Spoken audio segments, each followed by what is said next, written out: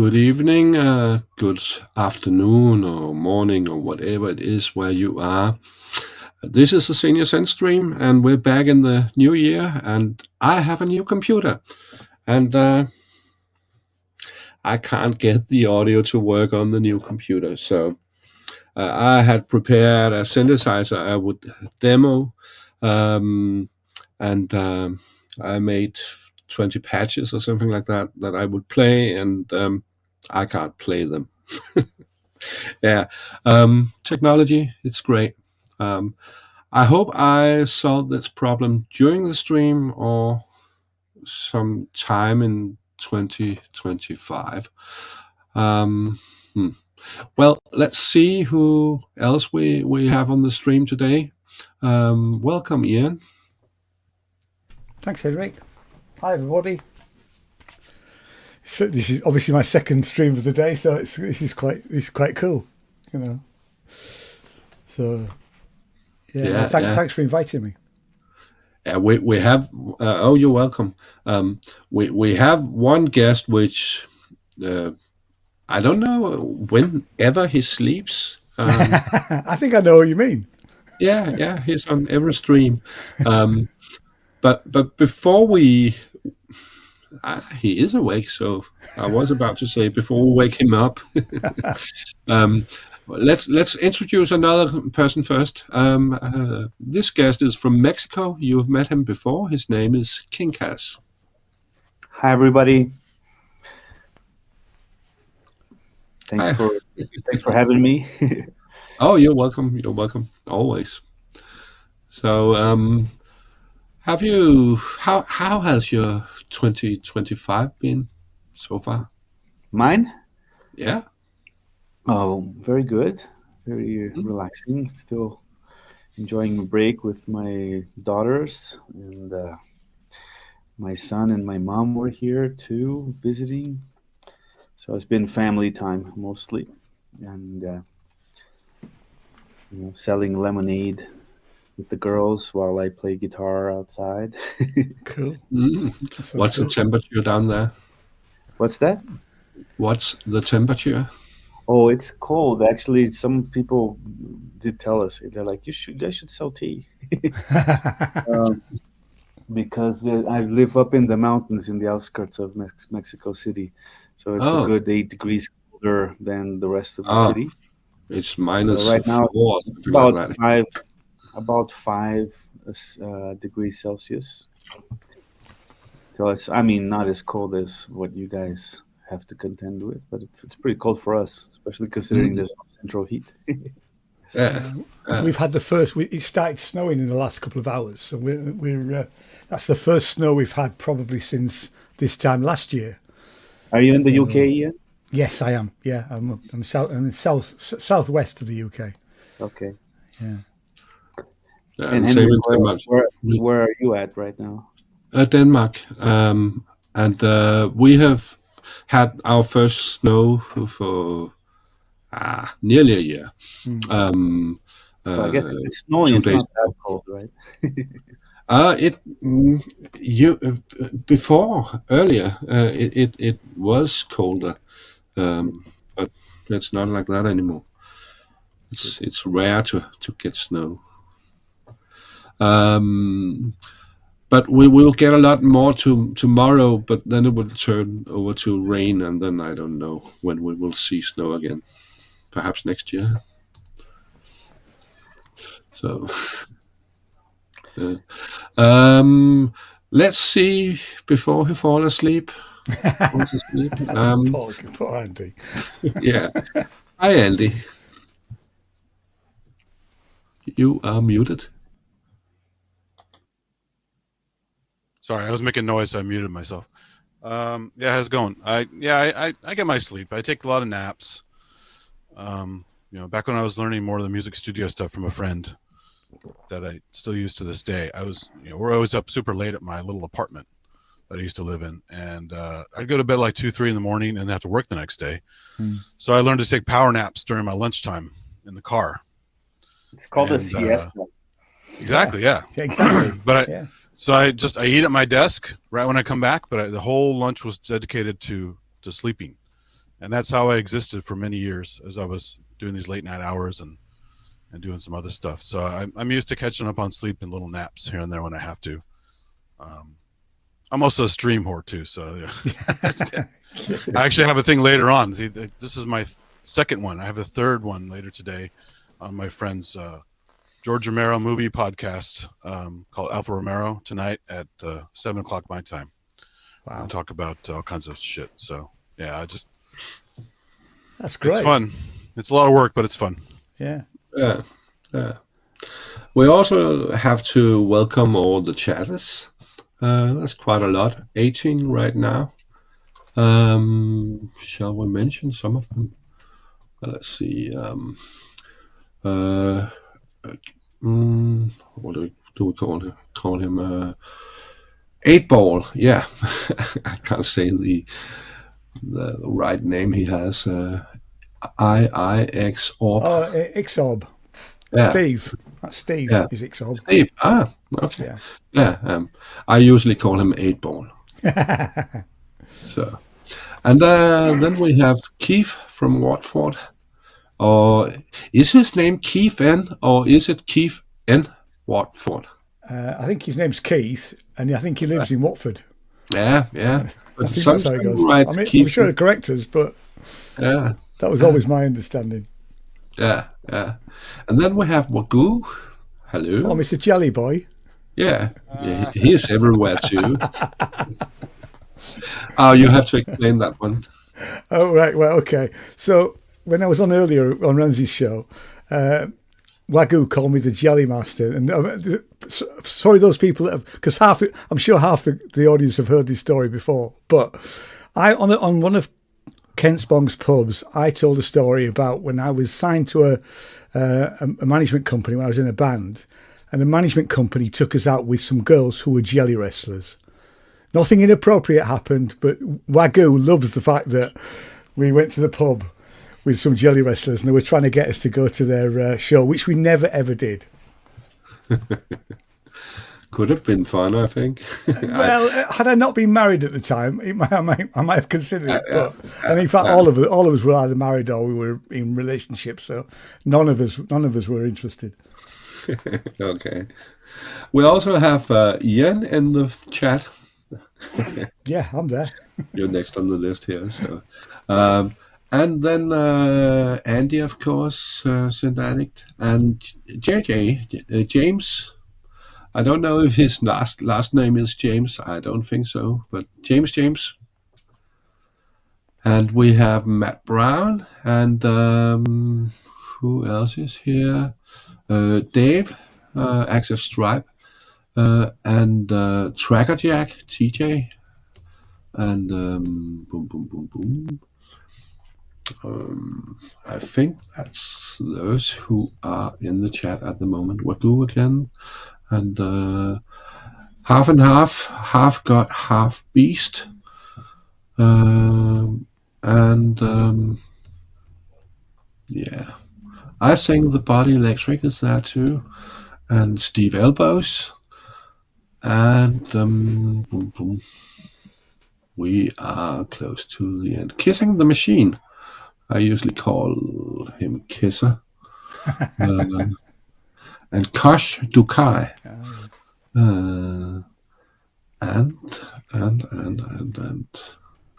are we there? I think so. There's quite a lot of chatting here. Let's see. I think I got all of you. No, Prometheus is there too. Prometheus UK and Bastic 247. That's Matt and Sue. Hi, Matt and Sue. Matt and Sue? Oh, yeah. Okay, who's who? We met at Machine of Brastronica this year. Yeah. Okay. Is that Bastic 247 or yes, Promotions? Yeah. Okay. Yeah. Good. And James Glue is here too. So hi, Jim. So what? Yeah, hi Jim. Welcome everybody. We are ready to start the show. Surely looks like that. Andy's adjusting his hearing aid. King Cass is cleaning something, and we are ready. Oh, busy little bees. Yeah. And I I'm haven't drinking tea. even made tea yet. So, Cheers. so perhaps we should just start to talk about what the topic is today. And it was supposed to be synthesizers, which is why I connected this one. Wait, we're talking about synthesizers again? Come on, man. Yeah, I'm sorry. It's better than talking about jelly wrestling, I can tell you. Yeah. We usually talk about synthesizers, but we will do it a little different. Each guest has thought of a synthesizer that we would like to talk about. And in future, I would like us to demo the synthesizers too, and while we talk about them. I'm glad you said in the future, because it never occurred to me to actually plug anything in. Yeah, I didn't. I only suggested it, so it wasn't. You just do pantomime. It was an idea. Yeah, it grew, and now I think it's a good idea if we in future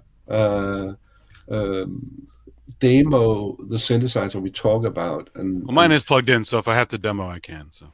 Oh, lovely. We'll take you later. I'm working on plugging mine in as well, so I can probably show some sounds and some ideas. Okay, then we can start with Ian. And I have to make some tea too, so I will not be around in the beginning. Not much.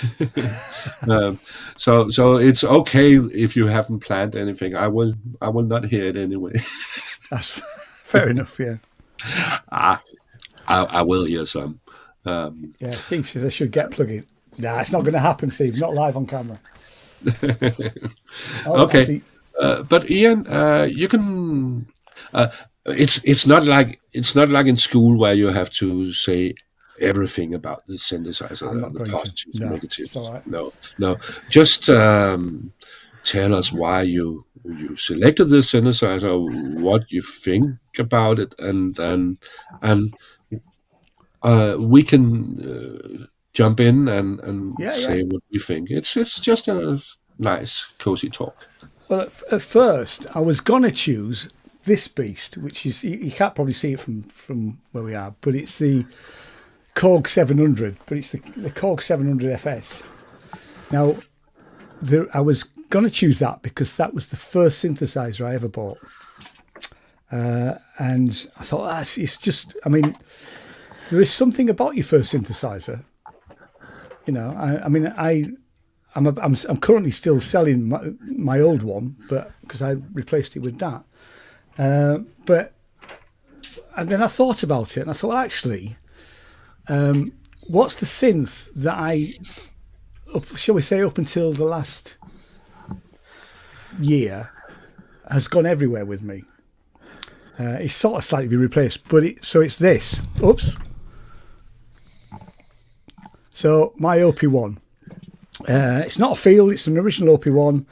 I've put the Lego wheels on it, which make it slightly better. But I used to take this everywhere with me.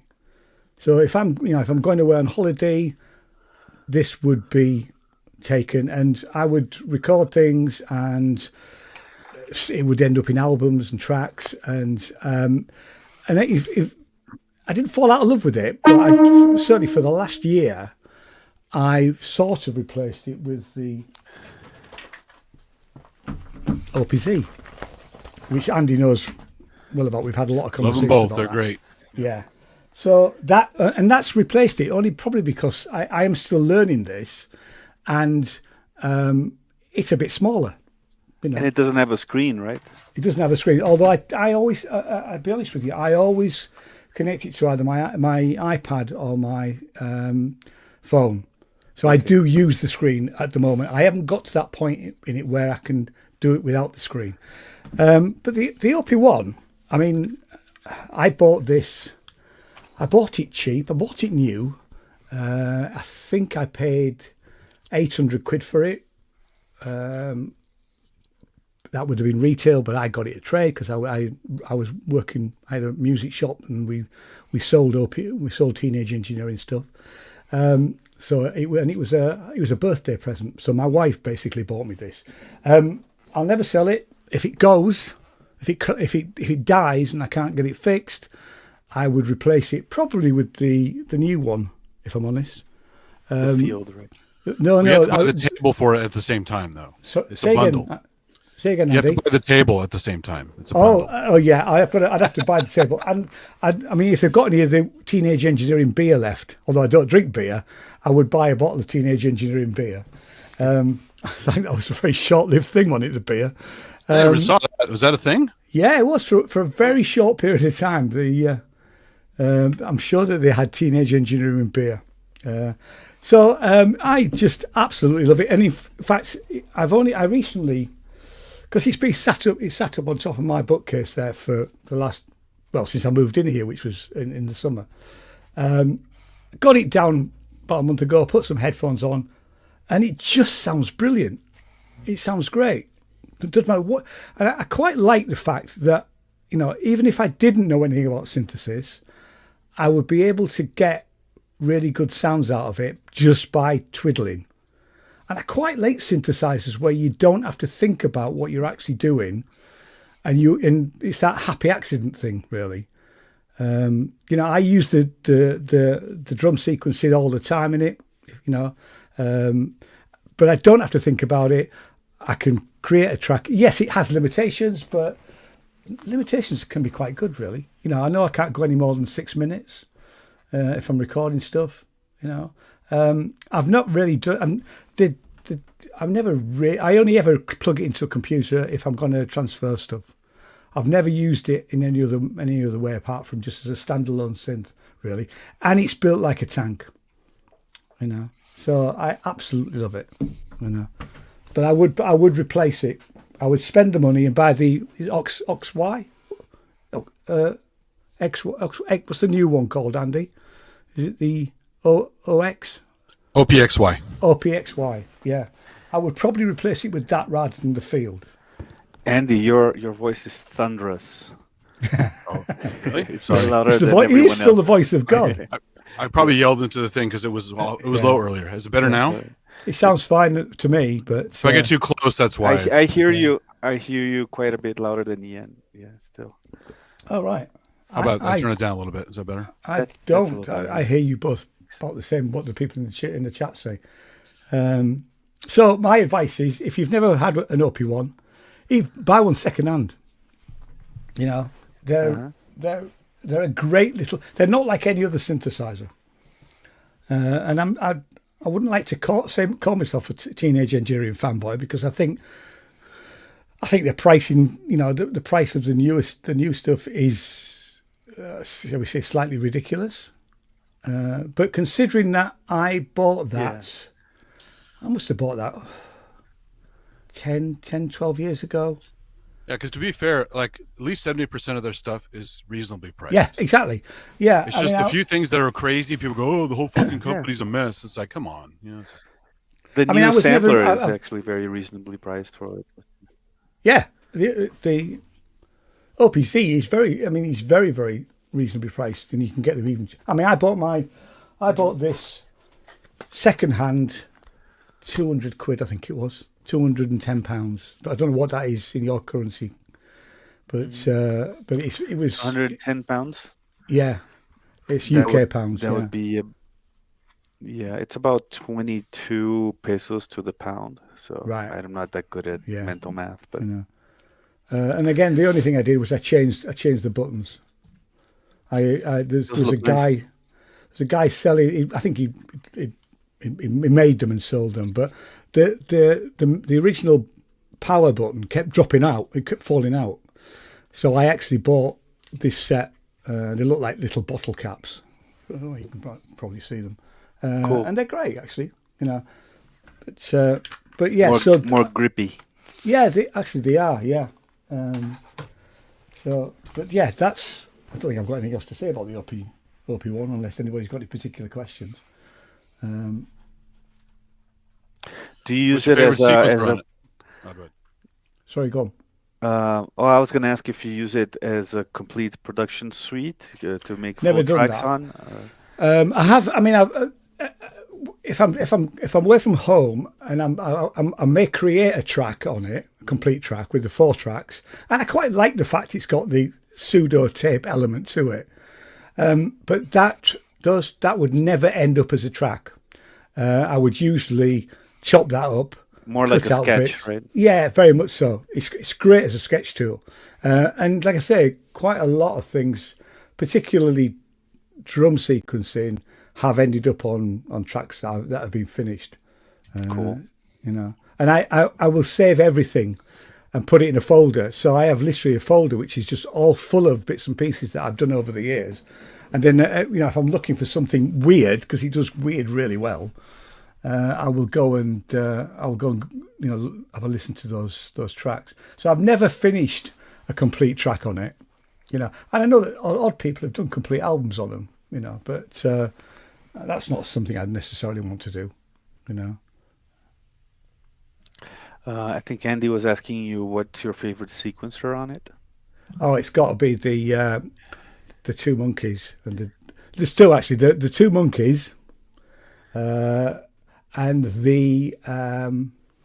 it's the one that's. Let me switch it on. Now we wait for it to load up because it's a computer. It's not. It's a computer, exactly. Yeah. So where are we?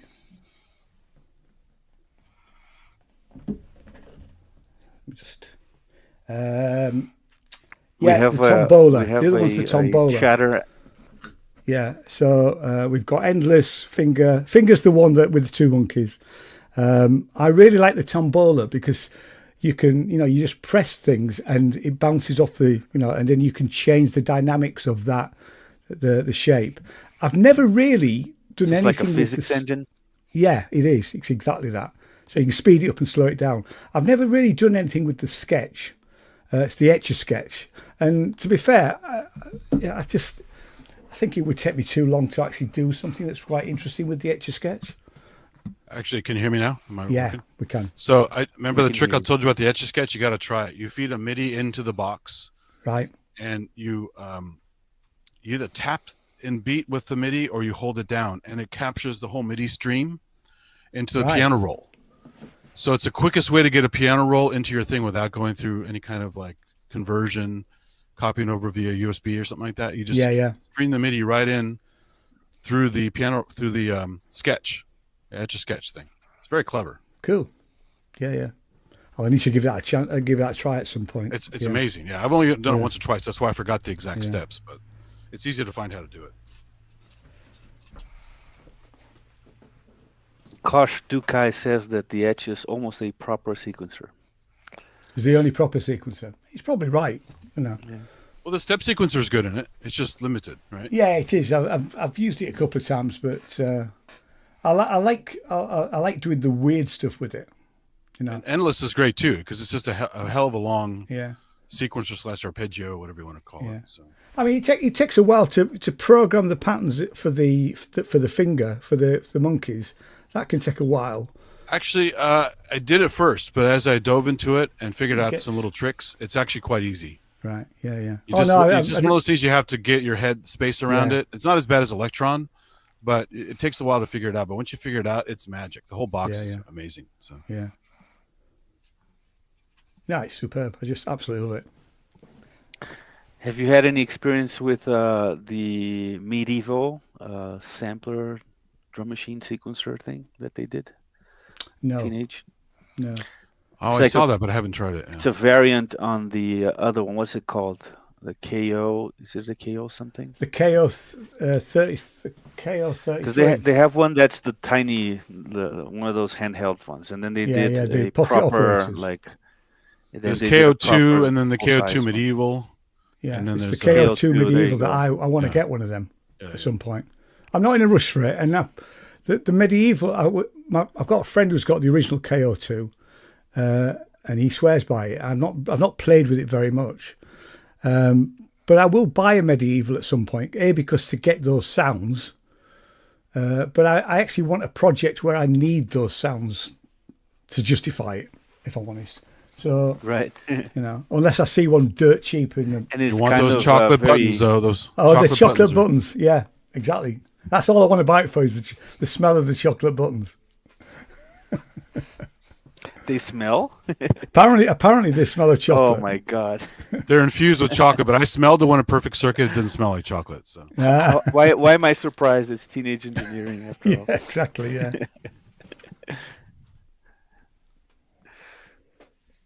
That's cool. I kind of like their out of the box thinking. It's a very unique brand compared to, Yamaha, Korg, Roland, and everything else. They do their own thing, and they're doing well.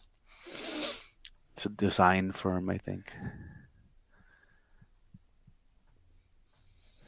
This is not connected to the teenage engineering, and I've just gone back through the chat. But Jim Glue asked me about the Zoom L6, which I've got over here. And he's asked me, is it true that you can only do 32-bit DAC level protection on inputs 1 and 2? I can't answer that, Jim, because I've not used inputs 1 and 2 yet. I do know that I find that the 32-bit float recording can be a little bit quiet. I did a recording just before Christmas, and had to boost it quite a bit, which I found slightly irritating. Yeah, but I think that's a little bit the point of it, because then Yeah, since it it's is, I know. 32, you can Yeah. boost it and not Yeah. not lose resolution. So it gives you Yeah. more headroom. I just got a little Zoom R4, four-track Is that recorder. the E one, R4E? Oh no, it's just R4, I think, Oh, and right, it has 32-bit, and you don't Right. even have a gain knob for it. No, You exactly. just, That isn't- record on it, yeah, and yeah. it kind of does its thing, and then you can normalize or boost or whatever. Yeah. It's made for just not have to worry about gain staging or anything like that, and it's kind of interesting. I mean, I'm old school. I Well, bought me it too. because I wanted to have something that brings me back to the old Tascam 4-track kind of workflow, just for I had fun. one of them. Yeah. And I thought it's a cheap little pocket thing that can do Yeah. that. So it's been fun. But I don't know, after 25 years of using DAWs, I keep wanting to like edit or loop a section. Yeah, I know exactly It's what you like- mean. Yeah.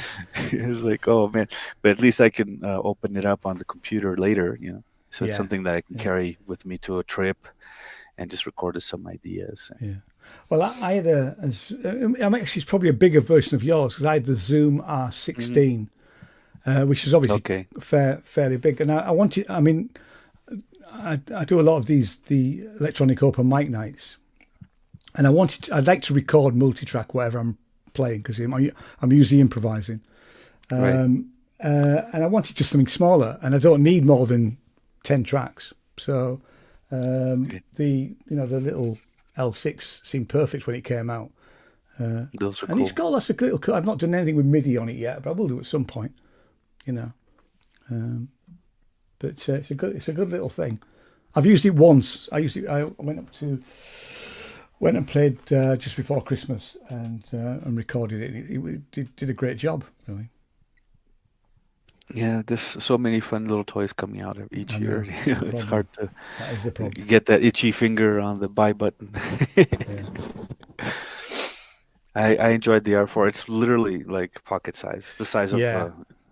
a regular stereo Zoom recorder, but it can do 4 tracks. And the cool thing about it too is that you can bounce them to a separate track, but it keeps the files from the original multi-track. So you can do like drums, bass, keys, and guitar, and bounce that, Nice. and then do 4 tracks of vocals, for example, with a built-in mic. It has one built-in mic.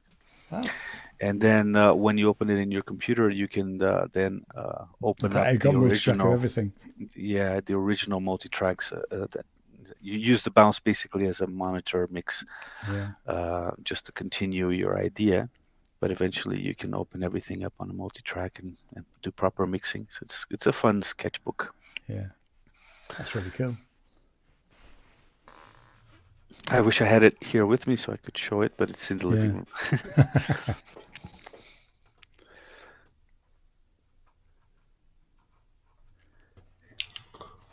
Well, I'm still working hard on getting my audio to work. Doesn't seem to have the luck. Where's are the we done pen? with what? Oh, nothing. I was going to make a bad joke. That's okay. I like jokes. That joke's all right. Yeah.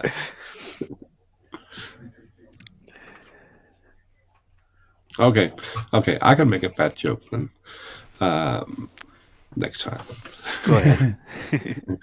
Kinkas didn't want to. Then I don't want to either. I was going to say something like, can you set the clock on your VCR? I used to be when I had a VCR. I still have one in the living room, but if it can... Yeah, you got to get the grandkids in to set the clock on the VCR. You know what's funny about that? My dad is such a technophobe in almost every way, but I taught him how to do the VCR clock back in 1983 or 84 or whatever, because he wanted to tape all his goddamn golf shows, right? All the golf matches and stuff. He's a golf nut. And he was motivated to do that, right? Yeah, and then anything else after that, he can't do anything, but he could always program that damn VCR, which is a real pain in the ass to program. Mm-hmm. So it's all about motivation. It's not that he can't do menu it. diving. Yeah, but he could literally do that, which I even hated to program that thing, but he could do it. But a simple computer task, forget about it. He can't even be bothered. You know? I'm sure he can program a mean patch on the DX7 though. Well, yeah. If you can do VCR, you're pretty close, right? Yeah, I mean, I've owned three DX7s. One Mark 1 and two Mark 2s over time, and I could never really program them at all. I could never really get much past the patches. Having said that, up here I've got... It's no fun. It's no fun to program that way. Yeah. The Op6 revolutionized FM for me. The Op6, but even before that, you had like KQ Dixie on the iPad, and you had the actual iDX7, I think it was called, on the iPad, and a few other ones. Made it really easy to edit FM. It's crazy easy. Because Korg asked me to and do it. And the Native Instruments one, right? What was that called? 7 was great too, yeah. Because I used to be a Korg dealer, and Korg asked me to review it. And I said, well, I'll review it, but, I'm not Mr. FM. I don't really like FM. So, you may not like the review. And they went, no, it's fine. And actually, I absolutely loved it. It's great. So much so I bought it and kept it, Yeah, I have a knee-jerk rejection to FM too, because in the 80s, the DX7 was so omnipresent. And everybody just used the cheesy presets on really cheesy music. So for me, it was the death of analog. It represented everything I didn't like about modern music at the time. Nowadays, I actually enjoy some FM sounds. Yeah. I have a Piston Honda module on. Those are cool. Honda, sorry, the Piston Honda is wavetable. I mean the Hertz Donut module on my modular, and that's Harvestman, right? Isn't that Harvestman? Well, he used to be called Harvestman. It's industrial music electronics now. It's a Scott Yeager, and it's genius. It's a genius module. It's a very hands-on with CV control over every parameter. Of course, it's only a single voice or two voices. You can think of it as. Yeah. The great thing nowadays is everyone likes FM, because if you like GeForce OBE, it's FM core, so you definitely like FM, right? Yeah, because Korg actually put the original, or it's pretty close to the original, that really naff sort of electric piano sound that the DX7 had, which I always hated. I know some people like it, but it was never for me. They actually has it as a preset in there. The other FM synth I don't have anymore, but I wish I'd never sold it. Was an SY22. Oh yeah. Oh, which was great. Check this out. I have the TG33. Yeah. Yeah. See, when you mentioned your first synth, my first synth was an SY22. They're in like great, absolutely 89. great. Yeah, And I recently, a friend showed up with this thing asking to trade for a filter or something. I was like, yes. And I've actually been using this. I got commissioned by YouTube to write music for their library. And one of the boxes I needed to fill was about 20 80s style songs. yeah. So this thing was just a godsend for that. Brilliant. Another thing you can thank Dave Smith for. Yeah. Yeah, because of the vector joystick. Yep. I think it was just the Prophet VS, right? Was the first one to have the joystick, and then the SY22 and the Prophecy, the Korg Prophecy had one too. We should have more synths with joysticks. And Yeah, D50 is great with the joystick. yeah, I always have a joystick when I set up a modular system, so it's just so fun.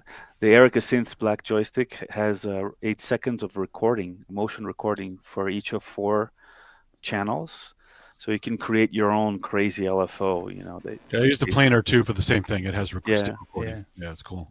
Those are Yeah, so fun. Korg have still got the joystick, haven't they? I mean, the Kronos has got a joystick, Right. and there's quite a few other their synths that are. Yeah. But I think D50 has a the joystick, Korg usually uses the joystick for modulation and pitch that's bend, all, right? yeah. So that's although a different thing. you can program it. So I don't have it handy, but I've used it on a few videos. Have you seen the Enjoy joystick? No. A little standalone joystick. It does MIDI and CV. Oh wow. And it's I use it to attach to my Machina Plus just to add some extra stuff to it. And Cool. it's Look great. into It's that. easy to program. Yeah, ENJOY. Really nice. It's not that expensive, and because it's used with again, MIDI, CV, whatever you want, it's very cool. Oh, I see it here. Looks really cool. Lab for music. Easy to edit. It's like a web page style editing Mm-hmm. for the parameters, and yeah, very cool. It just runs off USB power and also USB control. So I plug it directly into Machina Plus with one cable, and I'm good to go. wow. Nice. So, yeah. Yeah, I usually have to plug like a whole bunch of cables into my stuff. Expert Sleepers unit to transform it to MIDI. It's such a. Yeah. I end up just not doing it when it's that much work. Exactly. Yeah, check that one out. It's fun and it's little. Cool. It doesn't take up a lot of space. Will do.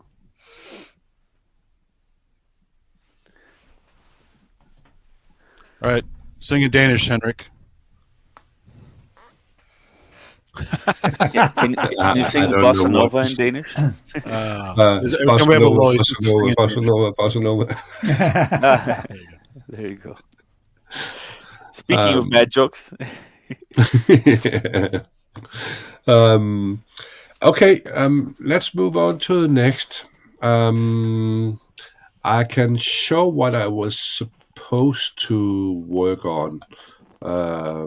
This one. I'm still going to talk about it, but it will be a little later. I'll still try to fix my audio so I could play something from it. So let's move on to your synth, Kinkas. Oh, okay. So I do a lot of work with Erica Synths. Ever since their first DIY kit for the Polyvox, I'm a synth DIY guy on YouTube. So I started my YouTube channel doing a lot of build videos and tutorials on making simple circuits. It was my way to get synths without having to pay because I didn't have any money. So I was like, hey, I'm a photographer and a voiceover artist, and I could probably put together a YouTube channel. I noticed there wasn't one yet at the time. Now there's a few. And but my relationship with Erica Synths has developed over time, and now I do a lot of video manuals for their manufactured gear as well. Even though I still do the occasional build video for their educational, their DIY line has gone fully just educational. And so they send me these nice machines once in a while. And the latest one I got right before Christmas. So, Santa Claus came from Latvia this year. Was the steam pipe, which has been ever since I saw it. I think was it NAMM last year or something? I don't think they were at NAMM, but about a year ago or more, I saw prototypes of it, and I'm a huge fan of physical modeling synthesis, Carpa Strong and other methods like that. I'm an instrument player as my MP controller of choice, this thing right here. Good man. And as a composer, I use audio modelings, SWAM instruments a lot for solo. So I'm a multi-instrumentalist. I do play a little cello, but and other things, but I don't play soprano sax, for example. So if I want to have a convincing soprano saxophone part on one of my compositions, I have two choices. I can hire a soprano sax player, but I never hire anybody. I just like to do everything by myself. Or I can play with an expressive controller, an expressive synth like the audio modeling ones. So I do that, and it's a lot of fun. So when I saw the steam pipe, I immediately saw it as a great candidate to be a voice for the instrument, because that's another thing. I use the instrument as a production tool, but I would also like to have it be kind of its own instrument.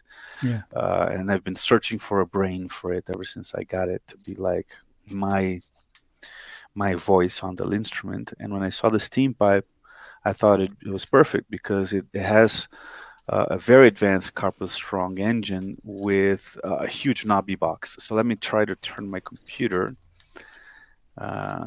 so that you can see it. Here it is, right?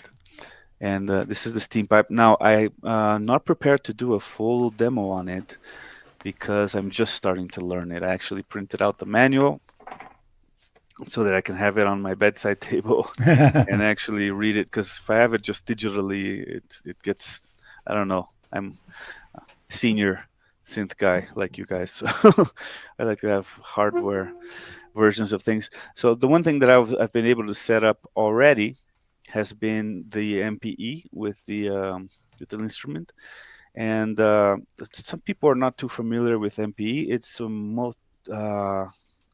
multi-polyphonic, is that expression? What it is? Yeah, multi-polyphonic expression. So the idea is that it's almost like a guitar synth where MIDI polyphonic expression. It used to be multi-dimensional polyphonic expression by Roland. There you go. Keep changing the name of it. Thanks for correcting me, Andy. I keep forgetting the acronyms what they mean. But mainly what it means is that, for example, the pitch bend data, normally it's just one pitch bend information per MIDI channel. So when you do pitch bend on a normal keyboard, you're bending all of the notes that you're playing, right? But on a synth, on an MPE synth with an MPE controller, you can apply that per note, because you're sending each note to a different MIDI channel. So you can use that MIDI channel's pitch bend, and that allows you to be much more expressive, like you would be on an acoustic instrument, on a string instrument, or anything like that. So I can play two notes and then only bend one. Right, I can hold one where it is, because it's got its own MIDI channel dedicated to it. And so I haven't been able to set the loudness parameter yet. I have to get into the steam pipe menu to do that. But those are the kinds of things that you'll find on the menu. It's the more like setup oriented things. Everything else is available. That's the beauty of it. Available as knobs right on the panel. Right. And in fact, mine has gotten a little dusty, so I'm going to pull out my little friend here and dust it off a little bit. And so you could hook up a small MIDI control box to add those extra knobs, basically, if you needed. You could too, if you're not using an instrument. You could easily assign CC controllers to these parameters and control them externally. But the box has most of the controls already, and they're labeled. So I think of it as a very performance-oriented synthesizer, in the sense that you can tweak and right on the box. It's got an amazing reverb parameter. That's, you can do this almost like endless kind of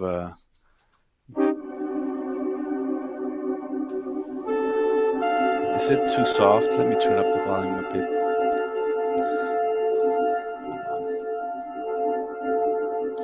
Right.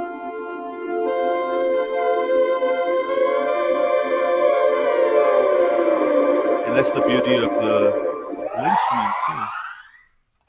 is that you can do vibrato, like natural vibrato, instead of sending an LFO or anything like that, with just the pitch bend parameter by moving your finger side to side, which you can't do on a normal keyboard. There's also parameters you can map to the vertical movement on each pad, which I haven't yet. That's what I want to work on for my video, is the implementation and creating patches that are tailor-made for controlling with an instrument or any other MP controller, so that you don't, you have everything available here that you can touch knobs to play. But it would be nice to just focus on the playing surface and have as many parameters as you like per patch available at the touch of a finger, right? So this is kind of like a flute sound, or I don't know, like a clarinet maybe.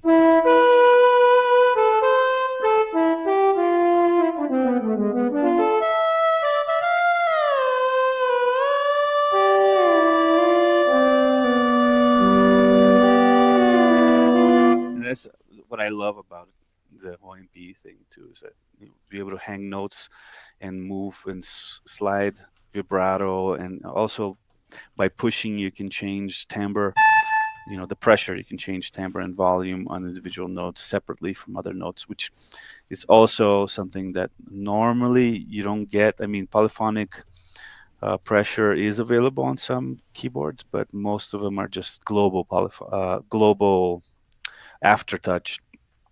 So these are things that MP affords you, and let's maybe navigate some presets here. So here's, I don't know if you can see, no, you can't really see the display, but there are two encoders here that are also push encoders, so they're buttons as well.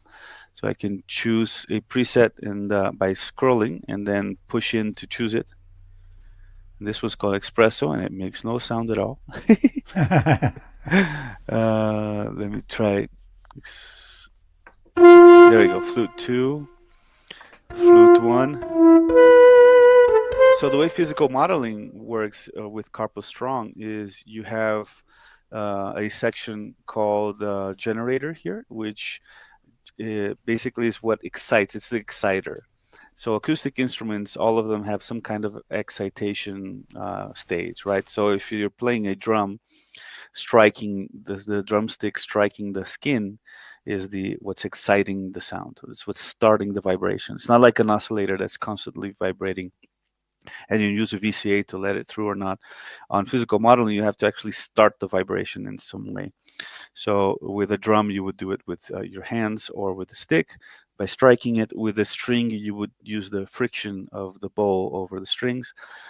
With a wind instrument, it's the wind as you blow into the tube, right? So this simulates these kinds of things on the generator portion over here. So you have DC noise. Right, so if I turn up the noise, you really hear it, and you can make it more DC component or more noise component. There's a filter here for that as well. So there's a few filters in different stages, and there's also a lot of feedback going on. And the way that you manipulate the feedback does a lot to change the sound as well. Right? There's resonance for that filter on the generator. There's key tracking for the generator, so you can have it be like a fixed pitch, or you can have it also follow your note you're playing. Envelope amount, gain, and there's one pole or two pole for filtering.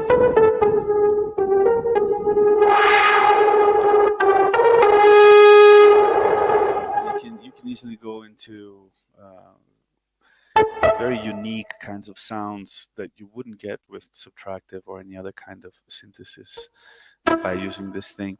The feedback has a push, a decay, and a release.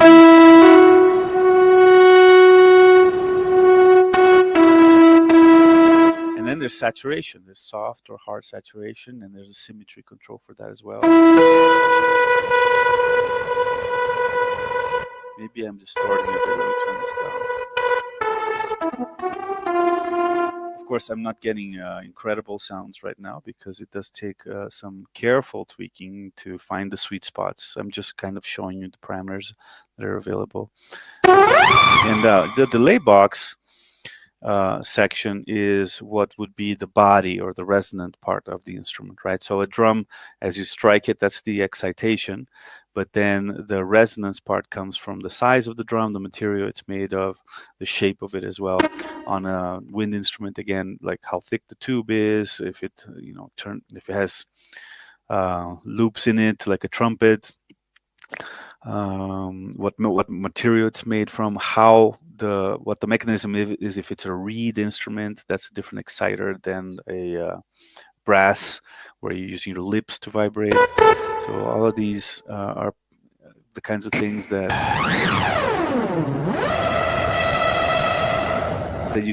you can simulate real world instruments with this machine, not too convincingly, but convincingly probably enough if you do a good job with the articulation, right? You can use a wind controller to play a flute sound on here, and it would be very convincing.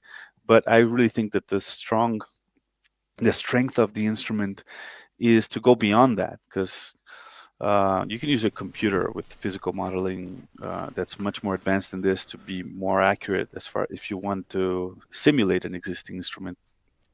So I think of this as something for experimental physical-based synthesis, for discovery, for creating new synthesis sounds beyond, because we've basically been using the same technologies for easily 30 years, right, in synthesis. So it's nice to have something like this that will push you towards a different kind of sound design, composition, and so on, and inspire us to come up with other kinds of sounds that are not wavetable, FM, or subtractive, or which one am I missing?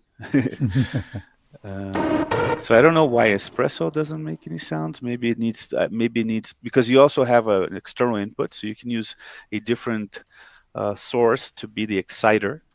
So for example, you can send a drum loop to the input section, and that will excite the whole engine. So you would have that rhythmic that rhythmic input with dynamic variation, exciting your Carpo Strong delay box, and that can be very interesting. I can recommend Lou Pop's video on the steam pipe for anybody who wants to know more about it before mine is up. Mine is not going to be a full manual. It's more going to be about the interaction of an MPE controller and sound design for that kind of application. And I should have it up by the end of January.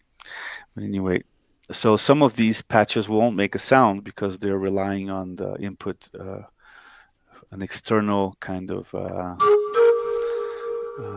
exciter, right? This is called the steam organ.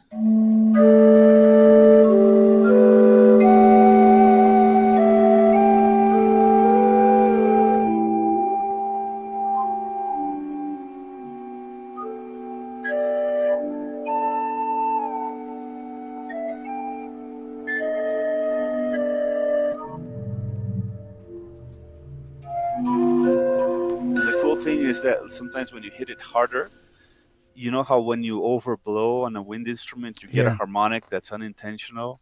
That happens naturally here with this machine as well, but depending on how you set up the feedback and the saturation. So you can have those kinds of happy accidents that naturally occur on physical instruments, and to have that happen, on an electronic instrument is really interesting, really cool. Not all the time. You might screech, but that happens too with a saxophone. Sometimes you'll be happily playing, and then you just you hit a note that'll just screech the wrong harmonic, and that's part of the beauty of things not being perfect all the time, I think. Let's see a few more, and then I think I've probably talked enough about this synth, and I can maybe answer a few questions that people might have. Pipe organ.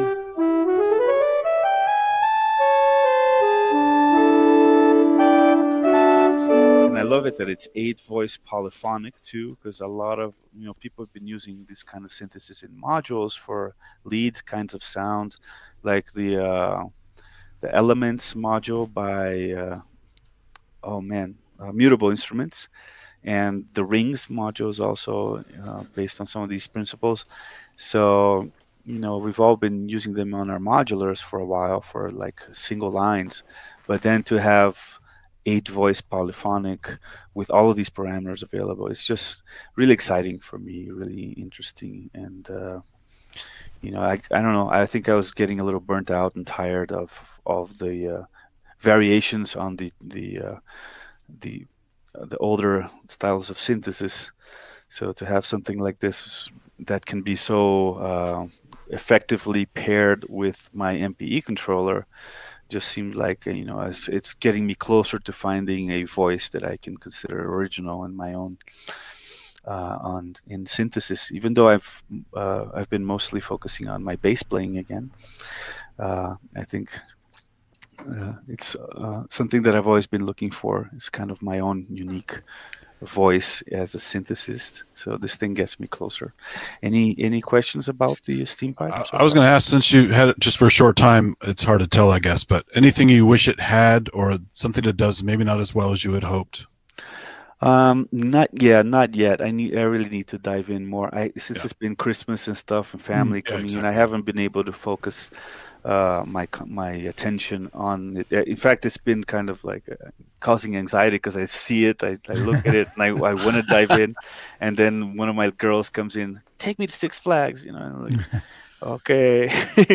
But I will. To see. Yeah, I'm dying to see what Pedro Eustache does with it. He's the guy who works with Hans Zimmer on the wind stuff. And with him playing this, it'd be pretty crazy. Yeah, I think he's going to be one of the people to watch to use the steam. He'll be on the soundtrack pretty soon with Hans. Yeah, he works with Hans Zimmer a lot. He did those ethnic sounds for Dune and stuff. Totally. And he's a genius musician. I really admire him a lot. I think the steam pipe will be, will fit him like a glove. Yeah. And I don't know. I think, I really need to get into it more to be able to come up with any criticisms. I think the thing that I feel right now is that it's a little frustrating that it's not as intuitive because the controls are so unique and so novel, right? So I'm used to grabbing a synth and just like turning knobs and pretty much knowing what I'm going to get. And with this thing, it is going to take some study and some investigation to get acquainted with how the different controls. And again, it's not so easy to immediately get like a beautiful sound out of it. You do have to work at it to find the sweet spots of the different controls and come up with patches that are really beautiful and compelling. I've already heard other users, like I've heard Ken Flux uses the Hydrasynth as a controller, since the Hydrasynth has polyphonic aftertouch, and he's come up with some really beautiful ambient kinds of sounds that I've heard him on a video perform. And some of the stuff Lou Pop did on his video sounds really beautiful as well. Some demos from Erica Synths as well. And I really want to do it justice, so I'm afraid, because some people might hear me tweaking and be like, oh, this thing sounds like crap, well, any instrument sounds like crap if you don't know what you're doing, and I don't know what I'm doing with it yet, so I don't want to. I missed the first part. How does it work with presets? Do you have a lot of presets? Or it comes with 64 factory presets, and you can store up to 192. Oh, nice. Okay. Which I think is enough. I mean, it's not the kind of synth. It's not a workstation where you want to have a whole orchestra in there. Yeah. How many wind instruments and wind organs do you need, right? Exactly. So I honestly, the way I approach an instrument like this is to maybe have 10 that I really work on, and not only work on as far as sound designing, but also performing. Like learning how to perform that patch. It's almost like each patch is a new instrument. That will have different sweet spots with the pressure, with the vertical parameter on the controller and stuff. And because I have a Silphio, it only has like 40 presets or something like that, and you make the rest yourself. So right. I'm assuming that you're having to implement the MPE to those presets, so none of the presets. No, right now none of them were responding to anything but the pitch bend. So I still have to figure out how to apply the vertical and the pressure. Other than that, they were just responding to velocity and pitch bend information right now. So we weren't really again, we're just scratching the surface of the synth, and we weren't hearing the expressiveness that can come out of using it with the instrument yet. I think Ken told me something about where the where to assign the pressure to so that it works with all the presets, but I didn't even have time to do that. Right now, it was just, I have 4 options on my loudness here, which is poly pressure, channel pressure, and CC11. Well, three options, and none of those 3 did it. So I need to figure out which CC control. Yeah. But I think they group them. They group a whole bunch of different parameters. So you can send one CC controller to change 4 or 5 or 6 or even more parameters simultaneously, like macros, which is interesting because then you can really you can control a wide range of parameters with just simple gestures and movements in different ranges and directions too, by determining the width of the control. So yeah, it's exciting, but it's definitely an instrument that's going to require some study and some practice. Some work. It's interesting because, like you, I've been looking for a hardware synth that I can use with an instrument. I mainly use iPad. Right. And GeoShred is the synth that I would normally use. GeoShred is really good. I've done that too. And there's certainly the Swarm implementations in GeoShred really work really well with it. Cool. They're not as good as the desktop versions, but and so when I've gone out gigging, that's what I would go with at the moment. But I am on the lookout for something, and you've really piqued my interest here. I've already subscribed to your YouTube channel tonight, so cool. Well, you just said the word peak, and because the first synth that I thought to pair the instrument with was the Novation Peak. I thought it would be great because it's just the brain as well. It has a lot of synthesis opportunities, and a lot of people had been pairing it with MPE controllers and stuff. But I did a demo for Novation for their summit. And they had promised they would send me a peak in payment for the demo, and they never did. So I was just waiting for that to happen. And you don't just go out and buy a synth that you're supposed to be getting for free. So no, exactly. That just never happened because of that. But I did get the steam pipe for free. That's good. And I think it's an even better candidate than the peak would have been. Right. Cool. So let me see in the chat here if anybody has asked any specific questions about this before I sign off to the next impressive synth.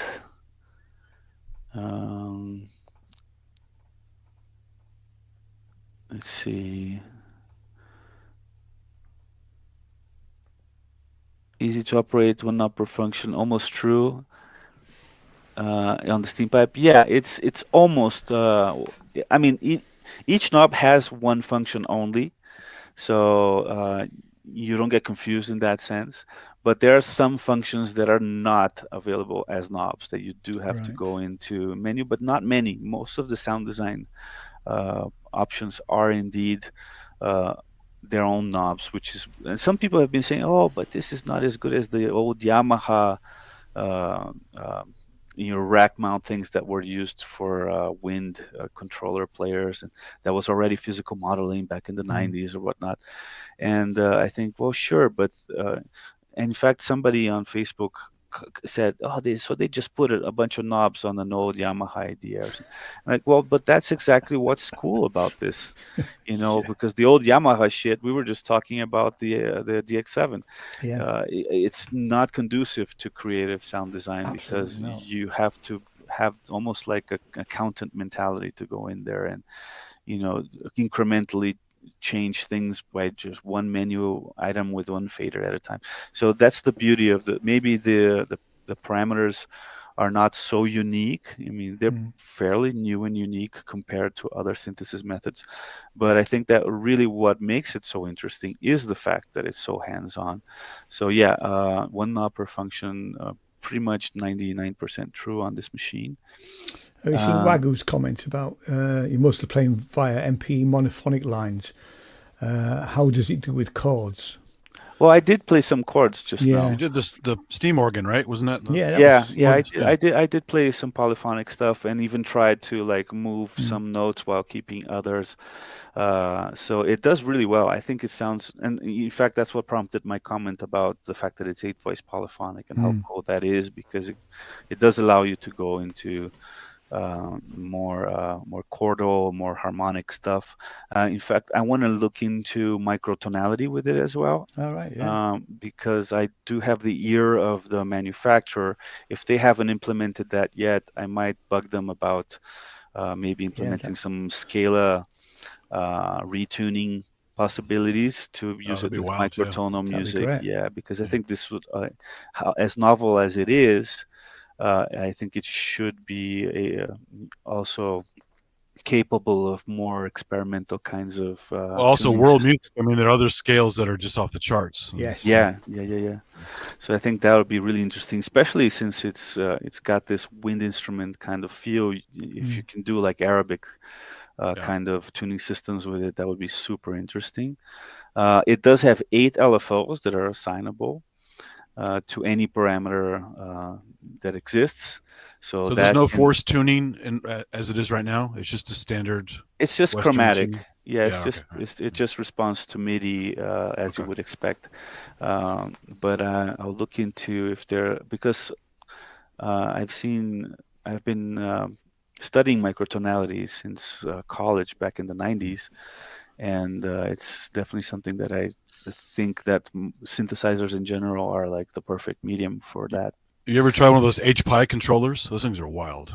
I haven't tried one, but yeah, I know the developer, and They're nuts. I used some of his software before, and those are really cool. Yeah, I So normally is your instrument in standard fingering? it's in standard fingering because Yeah. I'm a bass player, so Yeah, to right, have it in yeah, fourths and chromatic just makes it. Yeah. I immediately see the shapes for scales and I stuff. mean, I did try messing around with how it was laid out, but actually, when I learnt the instrument, I'm a piano player really. Right. I liked the fact I was learning an instrument that was different from anything Yeah. else really. Yeah, sometimes I I'll can do play that. a bit of bass, but I'm not a bass player. No, so Right. but I understand how guitars work on that basis. So it's I'll like an do eight-string that bass, isn't it? sometimes because if precisely for that, just to get me out of my usual ruts. But normally in like production work where I just want to be able to perform what I'm thinking. Yeah. In fact, when I met Roger Lynn and he first showed me the instrument, he was immediately impressed because I could just play it. Yeah. You know, he loaded up a cello sound, and I was like, oh, this is like a bass. You know, it's all in fourths and chromatic. So I immediately started playing some melodies with glissandi and vibrato and stuff, and I was impressed that I could play that thing without having practiced. And I had to buy it then and there. Mine has Roger's signature on it, with a Exactly. silver Yeah. I mean, Sharpie. I never spoke to him in person, but we emailed quite a bit when I. Yeah, before I signature he's found out. such a sweet cat. He's I a love lovely Roger. bloke. He's one of the best people on the planet. He He's totally absolutely is. smashing. He totally You know. is. Yeah. He's always, I love Roger, and we've been. I bug him a lot about little things, you know, with emails like, "Oh, how do you calibrate it?" And I he's keep always needing very to do one of his patient. Zoom calls on a Tuesday, Yeah. beginning of each month. I've never got round to it yet, but I will. You know, I'm going to join one of them. He's been super patient. He does his own customer support too. Yeah, he's just great. Absolutely great. It's lovely stuff. Hey, Kinkus, a few people in the chat wanted to hear more of the chromatic stuff. Can you do some chordal stuff in there again, real quick? Sure, yeah. Let me turn it back over. I just got a new Mac Mini for the studio, but so that allows me to have my laptop untethered and able to swivel. So see, so these are chords.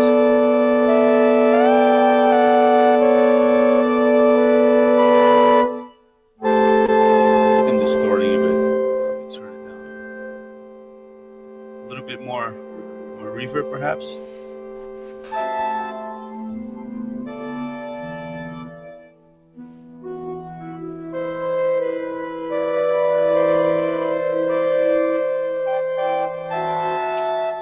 Could you get into that territory? He's like the old Peter Gabriel, low, kind of whooshy, airy, throaty sounds. We can try.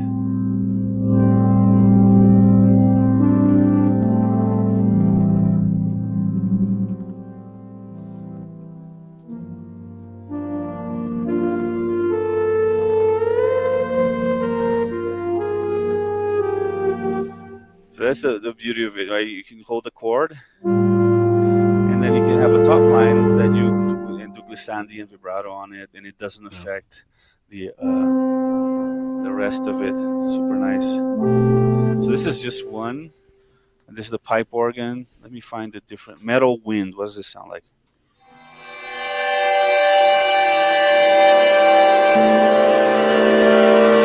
It's a little bit more harsh and experimental, perhaps.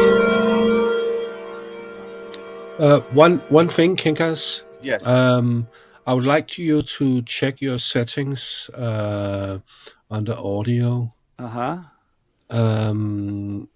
Everything should be off, and only stereo audio should be on. Oh, you know what? I'm mono right now because my interface only has 2 inputs. The one I'm using. Yeah, but the settings for StreamYard. So on the page. Let me see. Make sure the echo cancellation is off. Yeah. Settings, audio, echo cancellation is on. Oh, it's on. Everything has to be off except stereo audio. And automatically adjust mic volume, and I'll turn on stereo audio. Yeah. Now your voice is in the left channel, but it's okay. At least it's stereo. Yeah, but it's you know what? If that's happening, I would turn off stereo because I'm just going mono right now. Yeah, but try to play first. What happens? We're getting it. Oh yes, that's in the right channel. Yes, in the right channel. Is that sounding better? Right only, right? So yeah, I should go mono. Better going back to mono. Yeah, go mono. Yeah, because I'm using the microphone on one input and the synth on another input on my interface, and so everything is just mono right now. Yeah. So this is another kind of metallic, windy kind of patch, and it's good for chords. Here's a pan flute, I think.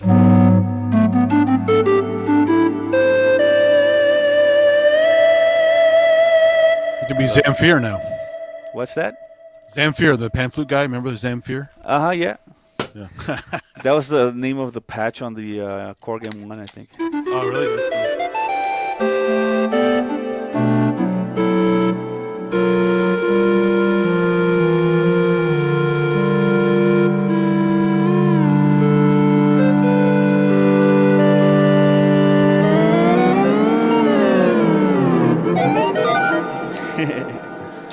So yeah, I'm not super good at playing chords on the instrument. I mostly use it as a neither am I. I'll controller. tell you, neither am I. When I need to play chords, I go back to a traditional keyboard usually. So do I. This might be a good excuse. Yeah. This instrument might be a good excuse for me to actually develop fingerings for chords that work well. This one's called Buddha Bong. So it's like bells. That's good. Yeah, that's nice. Nice. And that's when you can get polyphony just because of the long decay. Super nice. Yeah, that's cool. And what happens if I play around with some parameters while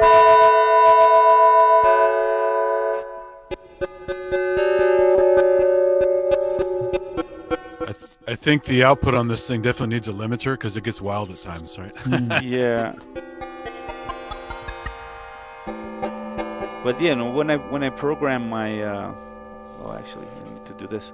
When I program my my own original presets that I'll be using for performance, I will make sure to tune the volumes so that they're consistent. Let's see, Buddha Bong, guitar.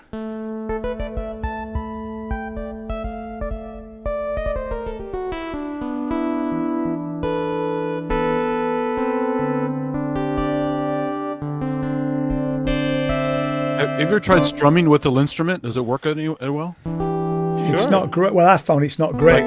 Like Well, you can strum with it. running up the notes with your finger? Yeah, there's a mode where you can put it into. There's a mode, okay. Yeah, but it's such a long time since I used that. I just didn't think it worked very well. Well, you can just develop your technique so that you can play the notes in a fast arpeggio. Yeah, that's probably that sounds like the a better way to strum. do it. The Jordan Rudess style, yeah. Yeah.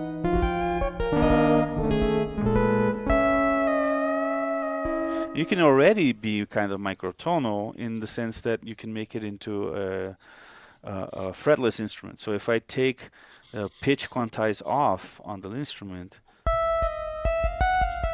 oh, sorry, I need to leave the pitch on but remove quantize, and then you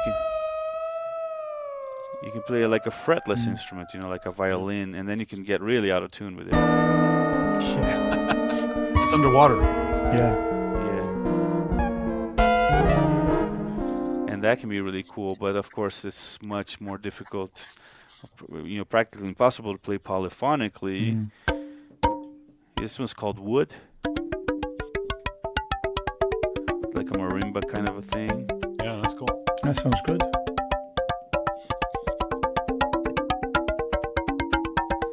Cool thing about the instrument too is this pad, so you can really play very percussively.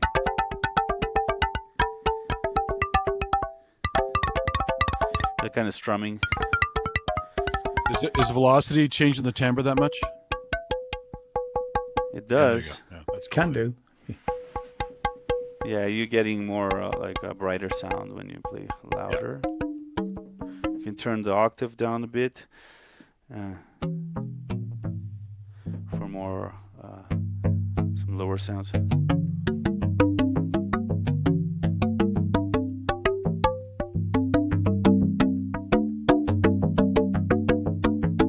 there's a sweet spot for that. It starts to get more digital when it goes too low.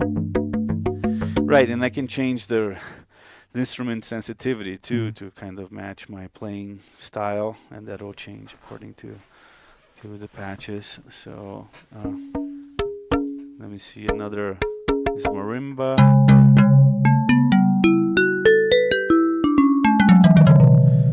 Again, I'm distorting. Ooh, listen to that. It's a nice tone.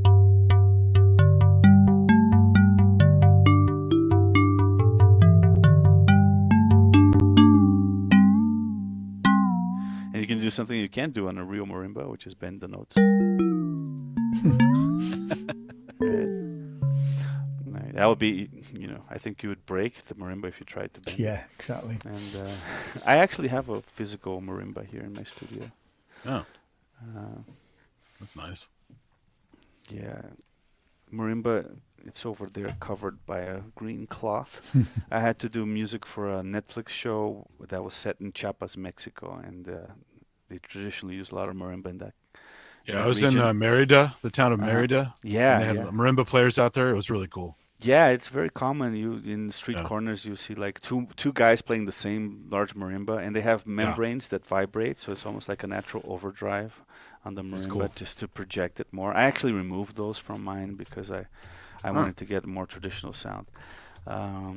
But yeah, I had three options, right? I could hire a marimba player, I could play samples with the keyboard, or I could buy a real marimba, and that's always what I would do. Is buy the real instrument, learn to play it as much as I need to get the job done. Because that's why I played like real drums and real bass and real guitar and everything. Synths for me are not a way to simulate other instruments. They're for other things.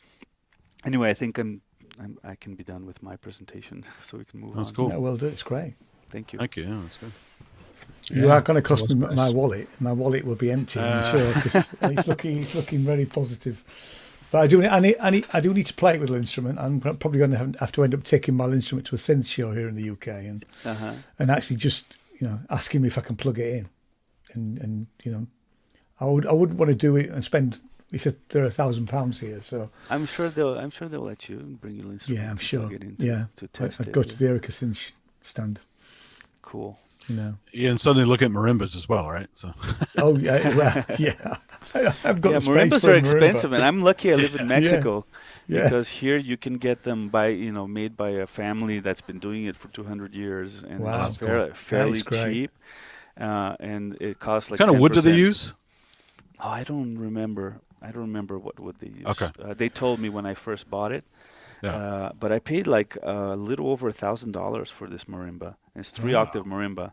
Like if you buy a concert Yamaha marimba, that's like literally another order of magnitude in price. So of course it's also like probably a finer crafted instrument. This is very rustic, very almost like a folkloric instrument. But hey, put a microphone on it, it sounds pretty much the same. And there's something about striking the wood of a real marimba with actual mallets and miking that up that you just cannot get with samples. Well, you don't like the DX7 marimba sound? Come on. Well, that's cool for its own thing, right? That's cool as the DX7 marimba sound. Yeah. But when you get like a contact instrument that's multi-sampled real marimba, it just doesn't communicate the same vibe as when you're actually playing a real marimba. I found that out. That's true. Yeah. So who's next? I have to go, Henrik? check. Can you go? hear this? Yeah, it could go up a bit. Good. And you can see this. That's all I can show, and it's on upside down. This is the Roland Gaia 2. Is it? Looks like it's reversed. It's upside down, isn't it? Yeah. Not only that, also image reversed. Okay. It doesn't matter. It's mirrored.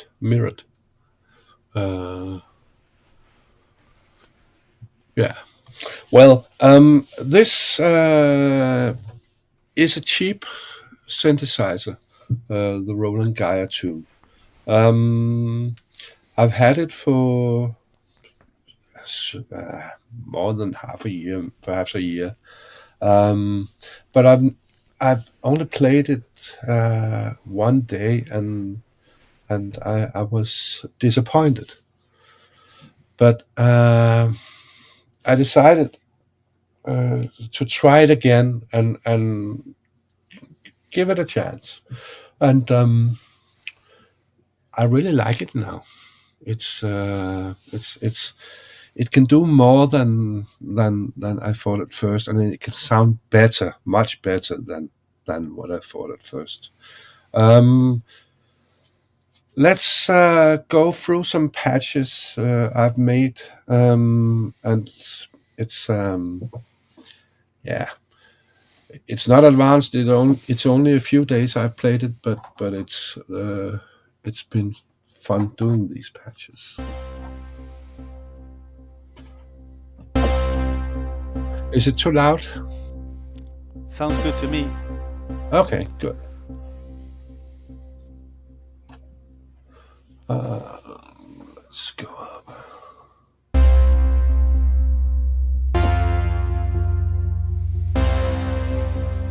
They get better. The first ones are just some tries.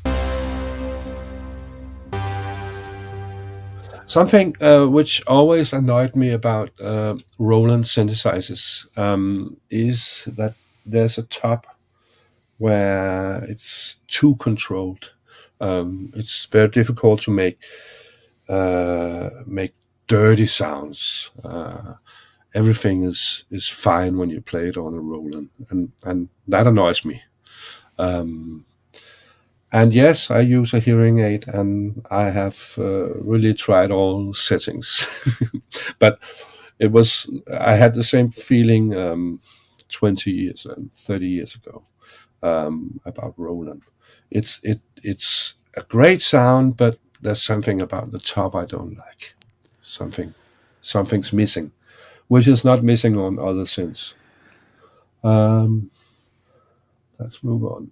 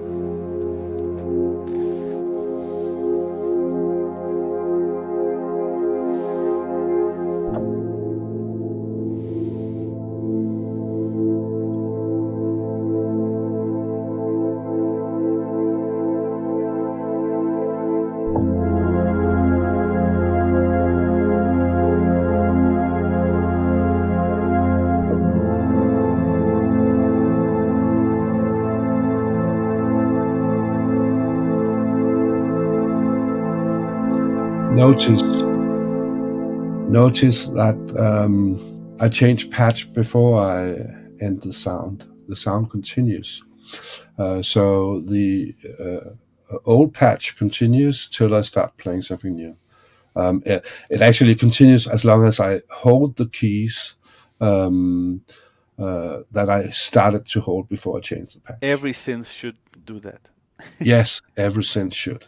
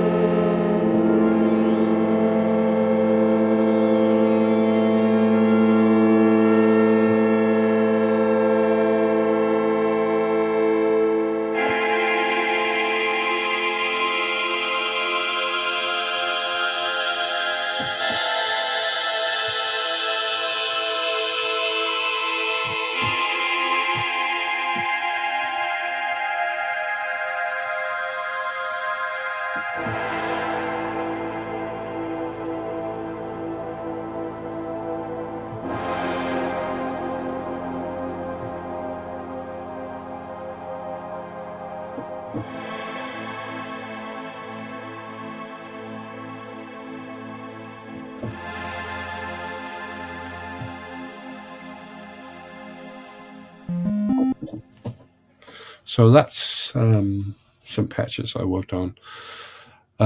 Sound very nice. Yeah, it does. I really like. I'm feeling very emotional. Yeah. Yeah. I also like those chords. I'm not that disappointed anymore. It's much better than I felt at first, and I like that there's a knob for every function, almost every function. It's very little menu diving, very little. But it also makes it a little limited because it can't load samples and all that stuff. It does have wavetables, and you can work with them. You can modulate them, so you can play them from beginning to an end, and that way you can play samples. Can you import like serum wavetables or anything like that, or is it all baked? I'm not sure about that. I didn't look it up. Seems somebody in the chat was mentioning that would be a good update to be able to Yeah, your own yeah. wavetables. But I don't think it doesn't. can right now. Yeah. But I'm not 100% sure on that. I may have heard something else, but it may have been about another synthesizer too. Look, it's your little brother. Sure. Look. Hey. Yeah. Yeah, but I do really like this machine. I thought it was shit, but it's not. And I'm surprised there are so few videos on it on YouTube, because it is a good synth, and if you are a beginner, you can learn all you need to know. Yeah, it's a good teaching synth. Yeah, very good. And if you are a pro user, then you just know what to turn to get what you want. So it's a synth for everyone.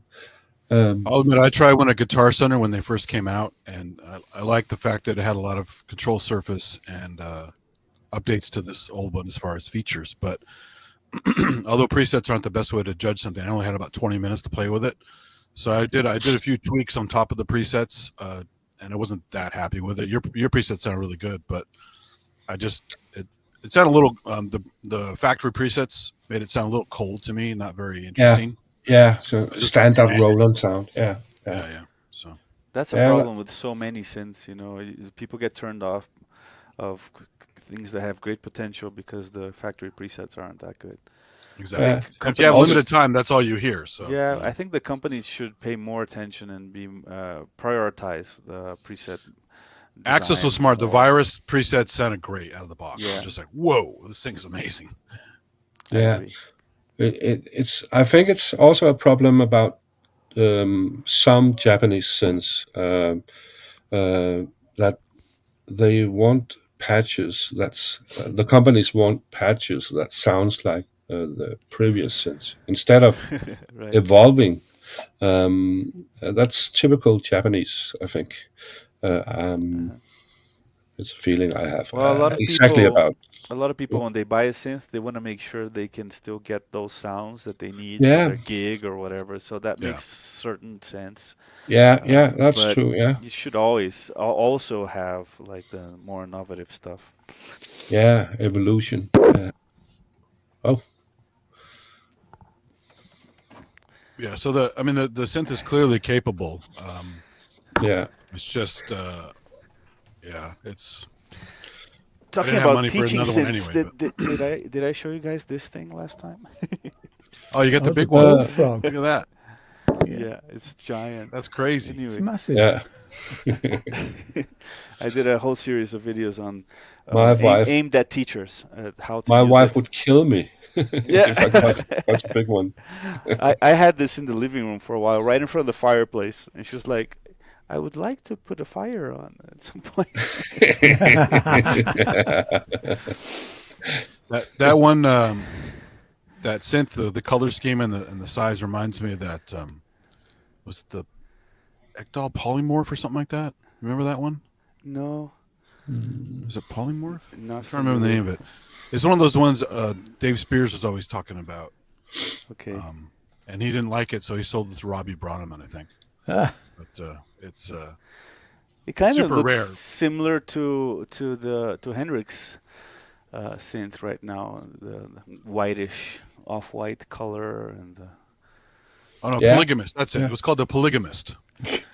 that's a horrible name for a synth. It's a great name, man.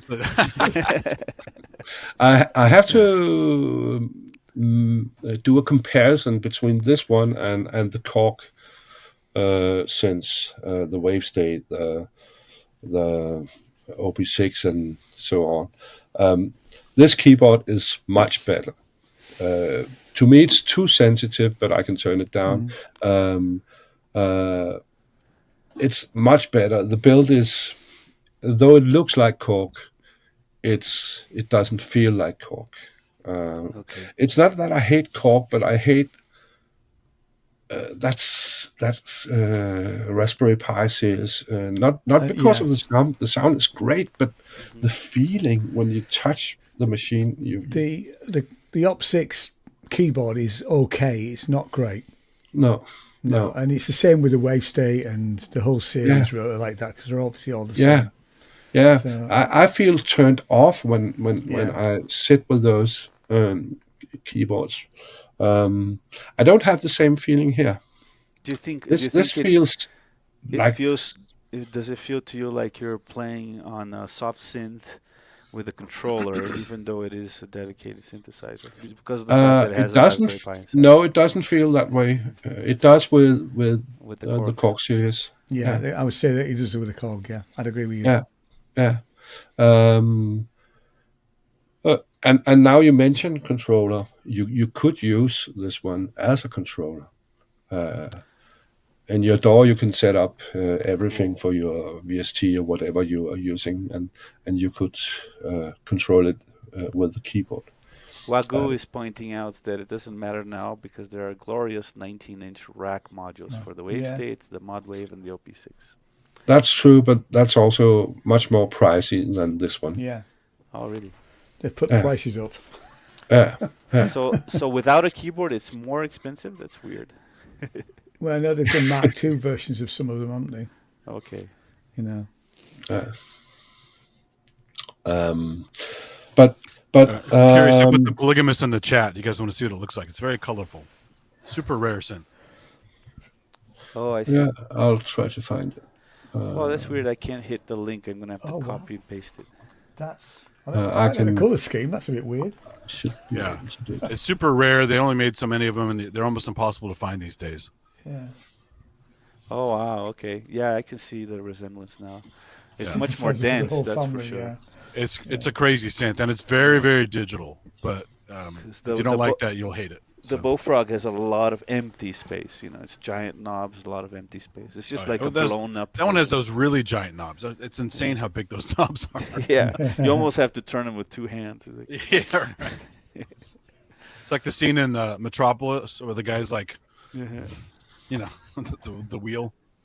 Yeah, I mean, this thing is it's good because you can, you know, if you're teaching a class, it can be visible from a distance by the students. That's the They made a idea. giant was it TR909 or TR808 Roland did in Japan. Did you ever They see did that? an MS-20 too. An MS-20, yeah, giant I've one. seen. You can walk up to I've the actually knobs seen and the turn. MS-20 at Korg's factory in the UK. Yeah, I think they only made two of them, but they've got one there. yeah, those are It's fun. bonkers. It's brilliant, but bonkers. Yeah, teaching synths. Yeah. The Bullfrog's actually very simple synth. It's a single oscillator subtractive with two envelopes. That's it. But it's good to get those principles down. Yeah. And it has the Buchla inspired card system too. So And that you was can it. just Yeah. stick a card on it. And the latest one is a Theremin card with laser sensors that you can use. It's the latest video on my channel is about that card. It's kind of cool. Somebody commented it sounded like a space cat. There's always a hater. Like, I'm like, that's a Oh yeah. compliment. Yeah. Yeah. Well, remember Really? Sounds the like a funny space cat preset? The old funny cat preset? Meow.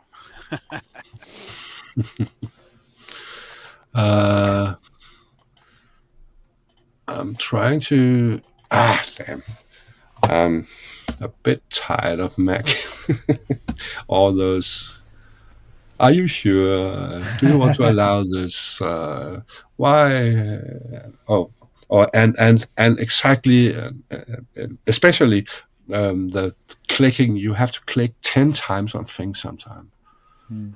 It's very stupid. So what's this new computer you got that's giving you so much grief? M4 Pro. I like it, but I hate all those things that pops up all the time, and I that you just have got to a- click so many times on things. That's the exact same one I just got. I got the Mac Mini M4 Pro. Yeah, the same. Yeah. Cool. Well, I was about to share a screen, and now it wants all kind of permissions to do it, and I've already turned it on, and it won't do it. So I'm not going to share that. Okay. It was your link, Andy. Oh, it's in the chat, so people can look at it. But it's just it was a funny old story Robbie told on Sonic Talk, and he actually demoed it. I think even a little bit. It's a really, if you go look at the YouTube videos for it, it's a really wacky synth. That's why it just didn't take off, and it looks crazy. It sounds crazy. I got a chance to get one once because it was something somewhat interesting, but then it didn't last very long. The price, the one that was available was not too bad, and then all of a sudden, all you found were really expensive ones.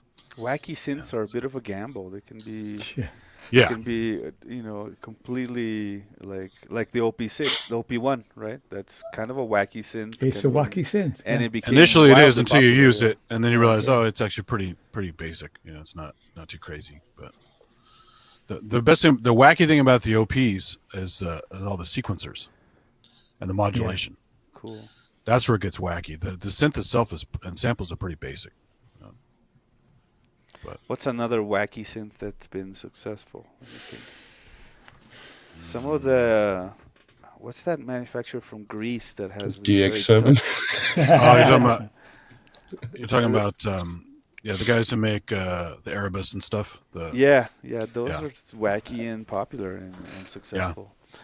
And also there's this guy that makes those touch surface drum machines, like the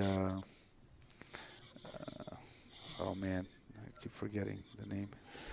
But those seem to be doing pretty well too. What the Soma stuff?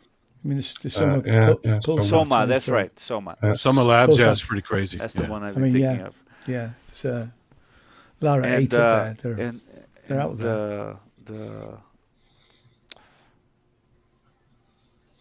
The Tenoriano is pretty wacky, but it was Peter popular Blasser. after the fact. Peter Yeah. Blasser stuff too. Hmm. It's pretty wacky and has been somewhat Yeah. popular with the weirder crowd.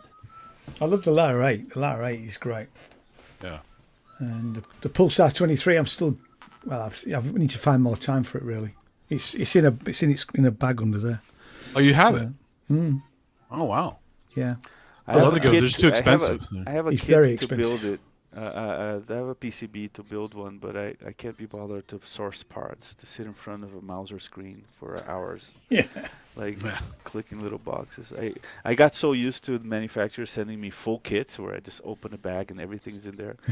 yeah. And I'm like, Wow, that's nice. I hate the sourcing part of the But DIY. yeah, just out of curiosity, did they ever leave something out? Was there ever a missing part? Almost never. Wow. And I've done hundreds of modules over the Wow. years. Most people are good at, but there have been some cases, and usually the manufacturers are good about just sending me whatever I'm That's good. missing. Before we leave the Gaia too, I have to talk about the included model, the SH101. All right. Usually it's monophonic, or is it you? I don't know if it can play more than one note, but usually it's not polyphonic. But it is here. Most things are made so it is monophonic, but if you just switch that button off,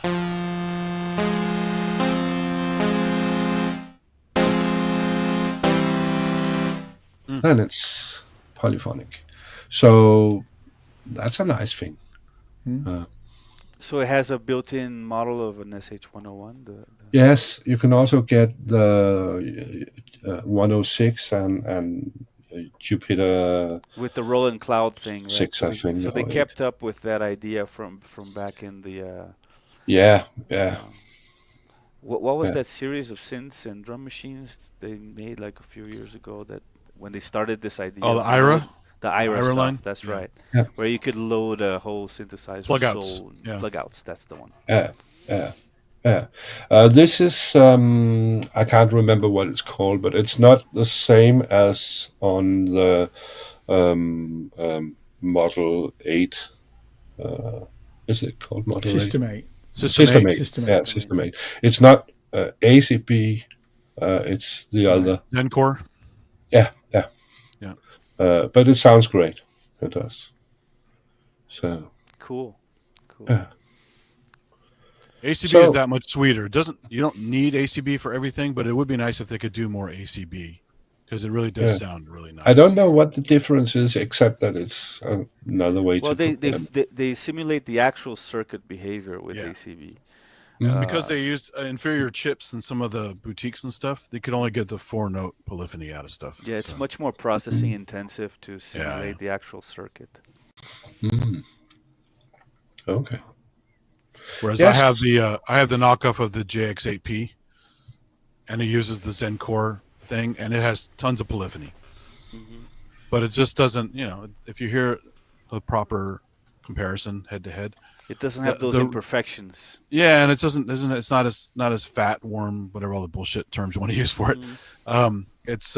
It is different. It's nice, but it's not a clone. Right. Yeah.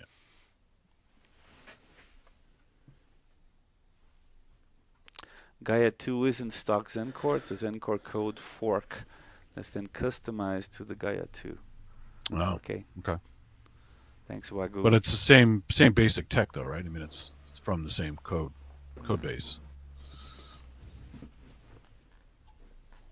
I'm going to Meaning pretend I it's know not as what a good as code ACB. fork is. Yeah, exactly. Yeah. I have no idea. Yeah, It's kind of like a spork, the spoon and the Spork. fork. Oh, yeah. yeah, where it can hold a little bit of soup, but you can Yeah, also Yeah, grab the exactly. A little noodles. bit of Add some soup. noodles. Yeah. Yeah. So- Zencore is just using the existing engine to become close enough sound-wise. Okay. I was muted. I may talk about the SH40 next time we talk Synths. But Andy and I have another plan that may come before that. But now, Andy, you have thought of a synth too. Yeah, and it's nothing original. I've shown this before in many videos, but it is one of my favorites. Poly Evolver. Oh yeah, classic. So let me make sure. Quick sound check. Is that okay? Yeah. Not distorted or anything? No, sounds good. All right, let me quickly swap the mic. Is your settings? Are you running stereo? It sounded a little mono to me. It might be the patch. I am running stereo, Okay. Okay. but let me double check real quick.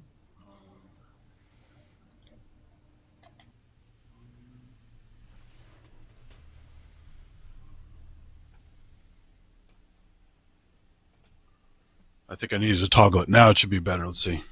Oh yeah, there you go. Much better, sir. Yeah, and a little hot. Now it's hot. Yeah. Just a heads up, guys. In about 15-20 minutes, I'm gonna have to leave. Okay. Well, this will be pretty quick. I'm not going to do any exhaustive stuff because I've done so many videos on this thing already. But just getting. Let me turn my little light on so you can actually see the controls. Oh, I thought it was licorice. Yeah. What era is this synth from? This is DSi, so it's before he got sequential back as far as renaming things sequential. Okay. So this is oh damn it. Is it 2005, 2006, something like that? It's a while back. I forgot the exact date. I should have looked it up, but yeah, I've been wanting one for a long time. I had started with the desktop Evolver, which is the same brain, just a monophonic version of it. They also had a keyboard monophonic Evolver, which is excellent. And then the Mofo, right? You have this sequencer section here. Let me move over. See the sequencer lines here on the right.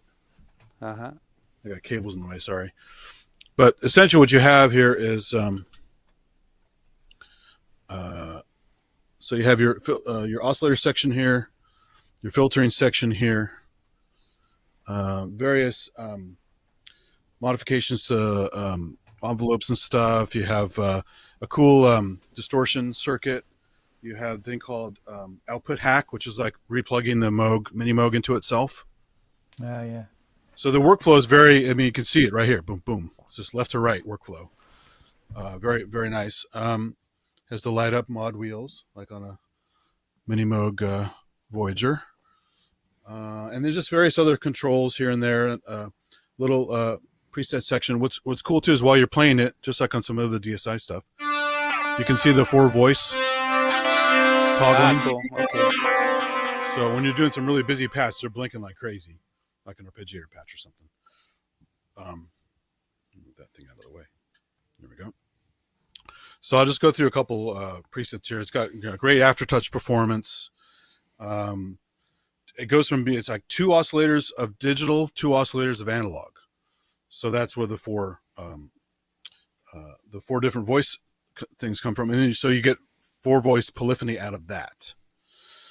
And so depending on how you set it up, you could do 4 independent arpeggiators and do like instant Berlin School in a box kind of thing, which is really cool. But that was on the monophonic one, and then just 4 times that for the polyphony, basically. So, oops, I bumped the camera. My rig here is kind of a weird setup, but so for example, this preset here, it's called Polished Steps.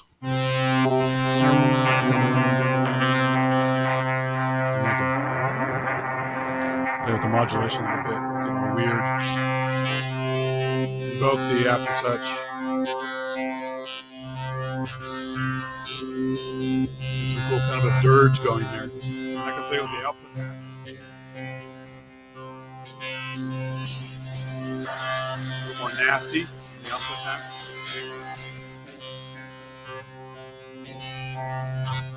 You can do there's some audio mod settings here. You got your filter bank here. Like I said, you can just play with all kinds of filter settings.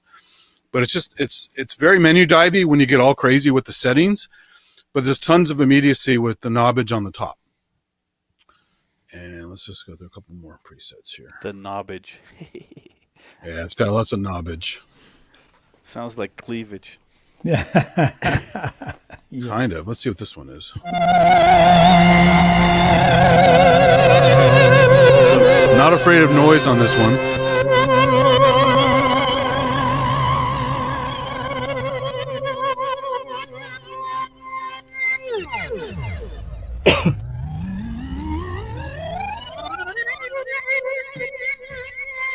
So just wicked crazy stuff. What's this one? Supposed to be like thunder and rain and stuff.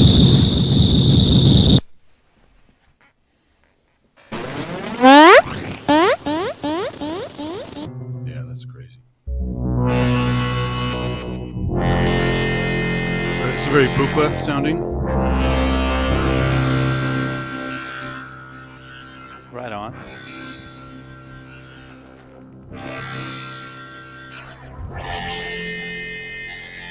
I bet these sounds were used a lot in like sci-fi cartoon soundtracks and stuff. Yeah, I mean, I didn't recognize a lot off the bat, but I've only gone through this a few times. I don't think I've ever heard every preset on here yet. Well, it's only been since 2005, so.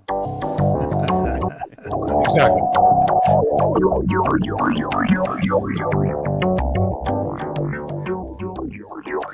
So again, I'm invoking aftertouch to get more wacky. You can I love the stereo.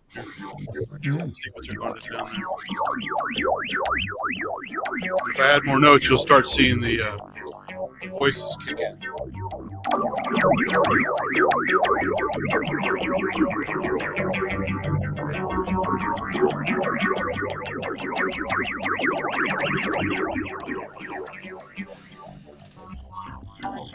Yeah, great stereo effects in the box.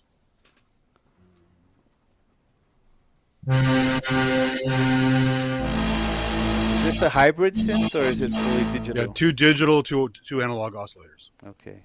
So you can choose to be fully digital, hybrid, or fully analog, with obviously digital effects. Right. Is the filter analog? You know, that's a good question. I'm pretty sure it's not, but I don't remember. I should look that up before. It's like a Jan Hammer, Miami Vice kind of stuff. Turn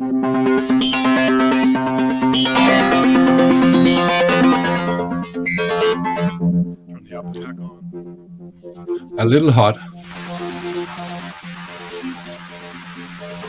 So I'm saying I should use a limiter on this one because it also gets pretty wild.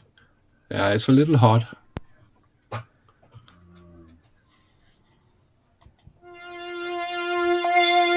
Some pretty sounds on here.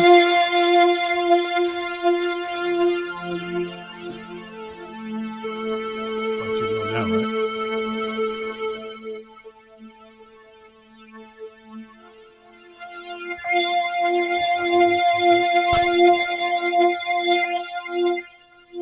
So let's do.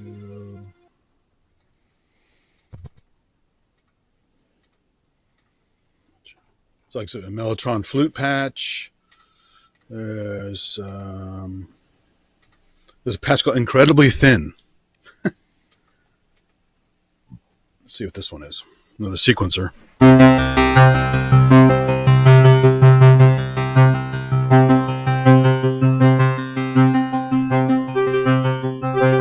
And you can play without sync. So you can do some odd mixed sequencing, like intentionally or not intentionally. You know.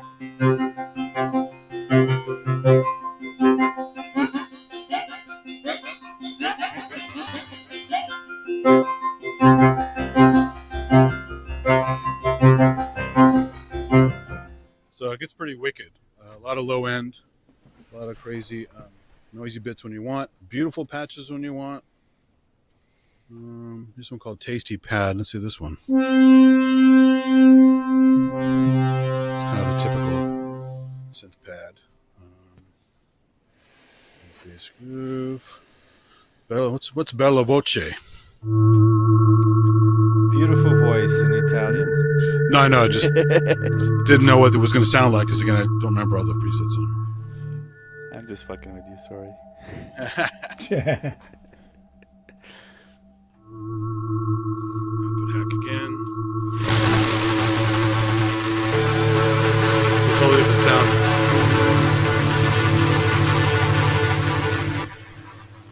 That's pretty distorted. Turn that back down and just turn up the actual distortion.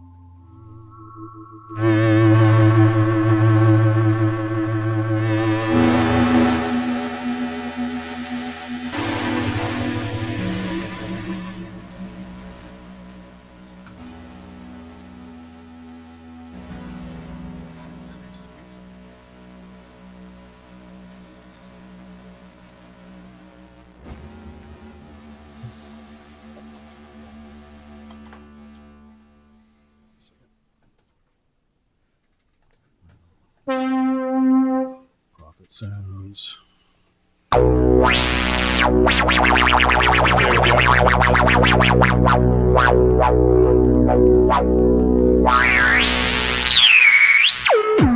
all nasty with the modulation wheel.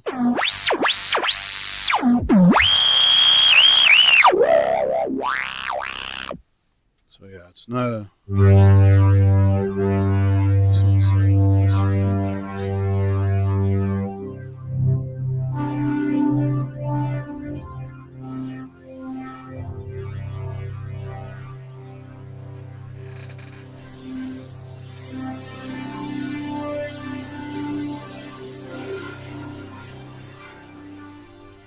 Easy to get nasty in a pinch. So it just depends on the patch. What else is fun about this one? I can show you. They've got, I forgot this section over here. Let me see. So there's all kinds of destination routing options here. There's 4 LFOs right here. You see 4 LFOs right there blinking away. There's a modulation section here, modulators. Really easy to set source, destination, and amount right in front of your face. So it's, like I said, it has menu divey potential, but there's plenty of stuff very clearly labeled right in front of you to go pretty nuts. It even has, I think it has a dual MIDI on it. And it's really good for poly chaining. So one of the tricks on this, they go, oh, it's only 4 voice. What the hell am I going to do with 4 voice, right? Because people complain about the boutiques being 4 voice. Well, it has a polychain function that works really well. So you can hook 2 of these keyboards together, 3 of these keyboards together in polychain mode, and then you get 3 times 4. So so what people have done is buy the rack mount unit, which is rare as hen's teeth, to add modulation without another control surface. You just want the polyphony. But the Poly Evolver racks, I mean, I had a chance to buy one when I just bought my Fismo that I tracked down for like 5 years. And it was like either the Fismo or the Poly Evolver. And I already put the bid in for the Fismo. So I was kind of done. I had to get the Fismo, which I'm happy with. But I really wanted the Poly Evolver rack because they're so hard to find. Because they're normally about $4,000 just for the rack. And think about it. No controls. Using the software pretty much. Has really minimal controls on the rack itself. So it's meant to be an expansion unit. So the problem is finding them and using them if you don't have an actual parent keyboard, whether it's the mono or the poly, to get the most out of it. But there are guys online who do stuff with, there's one channel, I forgot his name, but he has this plus 2 of the racks. And he does really wicked, beautiful, almost like church organ stuff mixed with other kind of synthy bits. And it's just it's a really beautiful setup when used the right way, and shows the power of the polychaining. The Mofo and the Tetra also had the polychaining functionality. So even when you bought those and didn't have the polyphony on hand, you can add it later. So what I've done is I bought several of the Evolver desktop units on top of the one I already had. And I don't have it hooked up now. It's just running the 4 native. But I can basically run this 8-voice poly if I want by hooking 4 other desktops to it. You just have to use a mixer to mix all the audio sources, right? And so that's another option people have. You can't find the racks, you get the desktop. And you polychain them, and it works wonderfully. There's no glitches. You even see, while this is doing its little voice allocation on the right here, those little lights on the right, you basically have the little box doing the same thing. And there's only one trick, though. You have to basically buy, they have to be in the same firmware. I found the hard way. So you have to basically go to the company and make sure all this stuff is on the same firmware roughly, which is an EEPROM upgrade. You just get the chip, and then they can all talk to each other just perfectly. So the one I had that I bought was the same vintage as this, so it chatted properly. But for some reason, some of the other ones I bought were just different firmware versions, and there was an issue there with the polychaining. So yeah, I could go on and on for hours with this thing. But you guys have seen, if you've seen my channel before, you've definitely seen this thing in action with MPE controllers and other kinds of fun stuff. So I don't want to just do preset surfing for too long, but you get the idea of how much modulation control you have. Very expressive key bed. Nice control surface. The sequencer is right there. It has the hacking circuitry, extra distortion circuitry. You've heard the surround effects and stuff. They're very nice. So $3,500 here in the UK on eBay. That's actually a bargain because they've gone up. I mean, I got this. So one thing about this that a lot of people didn't know till they found out the hard way. Cost cutting at the time, they used encoders, right? Yeah. The encoders they used were substandard. So you started getting jumpy encoder issues, right? So they said, all right, we're going to offer pot boards to swap out for the wonky encoders on here. They thought, oh, great. Well, how need a Kent Spong to fix this thing? Yeah. No, they future-proofed this thing. They're very smart. There's a big hinge in the back. You undo a couple screws, you open it up, and they're literally like 4 or 5 boards total on the panel. It takes longer to take all the knobs off the caps and put them back on than it does to install the boards. Yeah. And it was only like a $400 upgrade. So I got a one guy thought, the guy sold it to me pretty cheap. It was like $2,100 at the time, maybe $2,000 with the need of the pot upgrade. I knew it needed that. I just factored that in. So I basically got it for about, $2,500. Perfect condition, like it's mint. Otherwise, it just needed the pot board upgrade, and it was so easy to install myself. So it was really, really a cool thing. And it's nice they offered that upgrade because you'd have a lot of pissed off users with jumpy encoders if they didn't do that.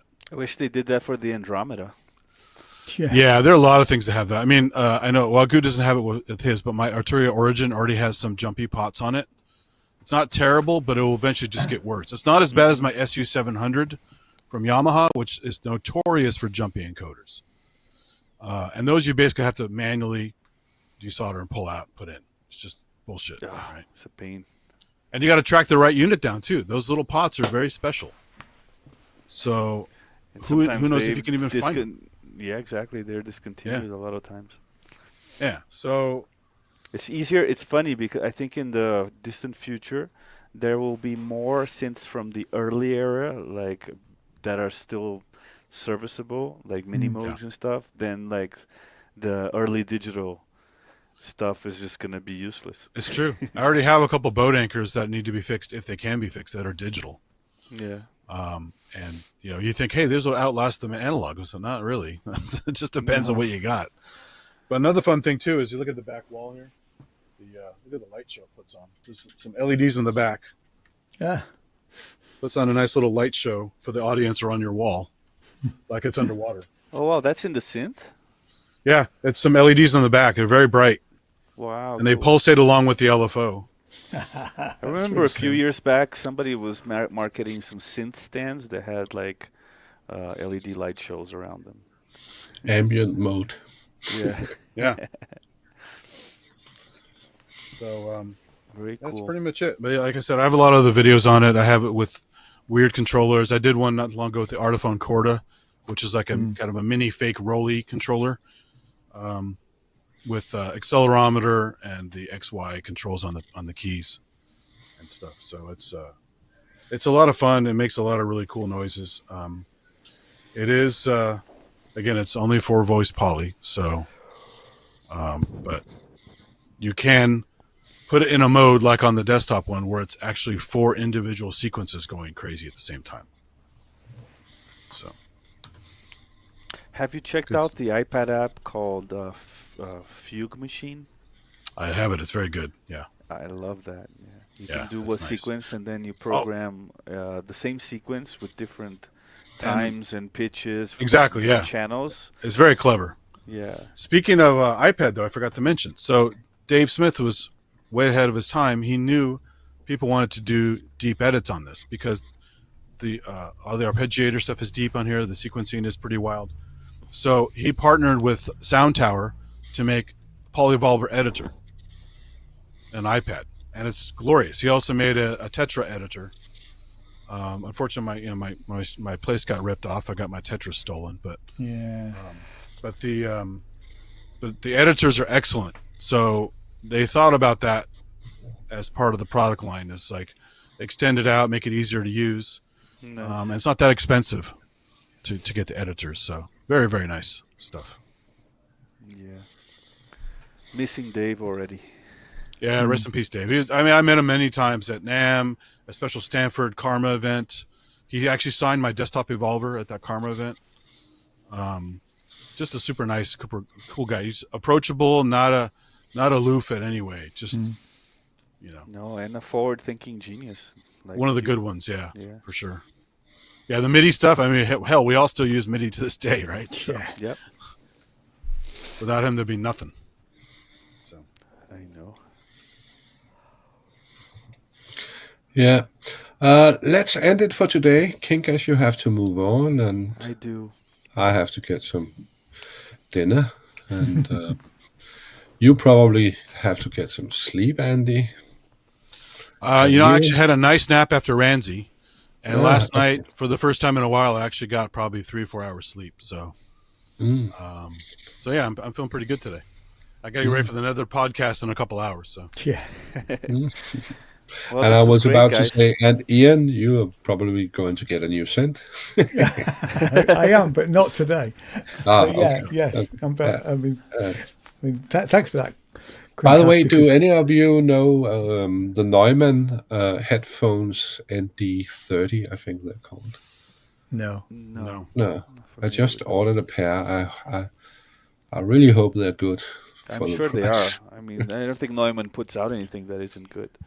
I would say, quick indicator. I don't have that or know what that is. Look at these taped up headphones. Right? Yeah. I'm wearing these broadcast ones that have a built-in dynamic mic. It's really practical. I swear by a pair of Sennheiser 650s, HD 650s. I've had them for about 15 years. I use these cheap AKGs for most of my Oh, yeah? mixing and monitoring stuff. I don't Yeah, I know liked what model these are.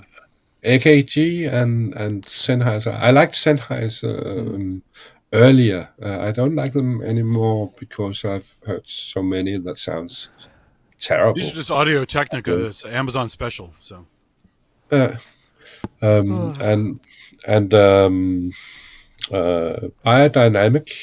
Yeah. The DG old 650s. ones, Is it which is 630s? yeah, Anyway, the ones the studios have always got them, haven't they? yeah. The old ones, also because they can fit a hearing aid. Yeah. That's a good thing. Yeah. Because I really need that when I wear headphones. So, Well, let's end it for today. It was, I think it guys, was good to go. this was fun. That's great. Yeah, good I was not into it all the time because I tried to get things working here, Yeah. but I really liked how it worked out. Yeah. It was good. You had some interesting things to say. Cool. Thanks So- for inviting us. Yeah, you're welcome. You're always Yeah, it's good welcome, fun. all of you. All right. See you later, guys. Yeah. Cheers. Nice Bye. See you. guys. Bye-bye. Bye, chatties. Bye. And to the chattish, yes, and I also have to go over and find the jingles. To the chattish, thank you very much for being here. I have to look there. It's fantastic that you are here. I really love it. So, see you next time. Cheers. Bye. Bye.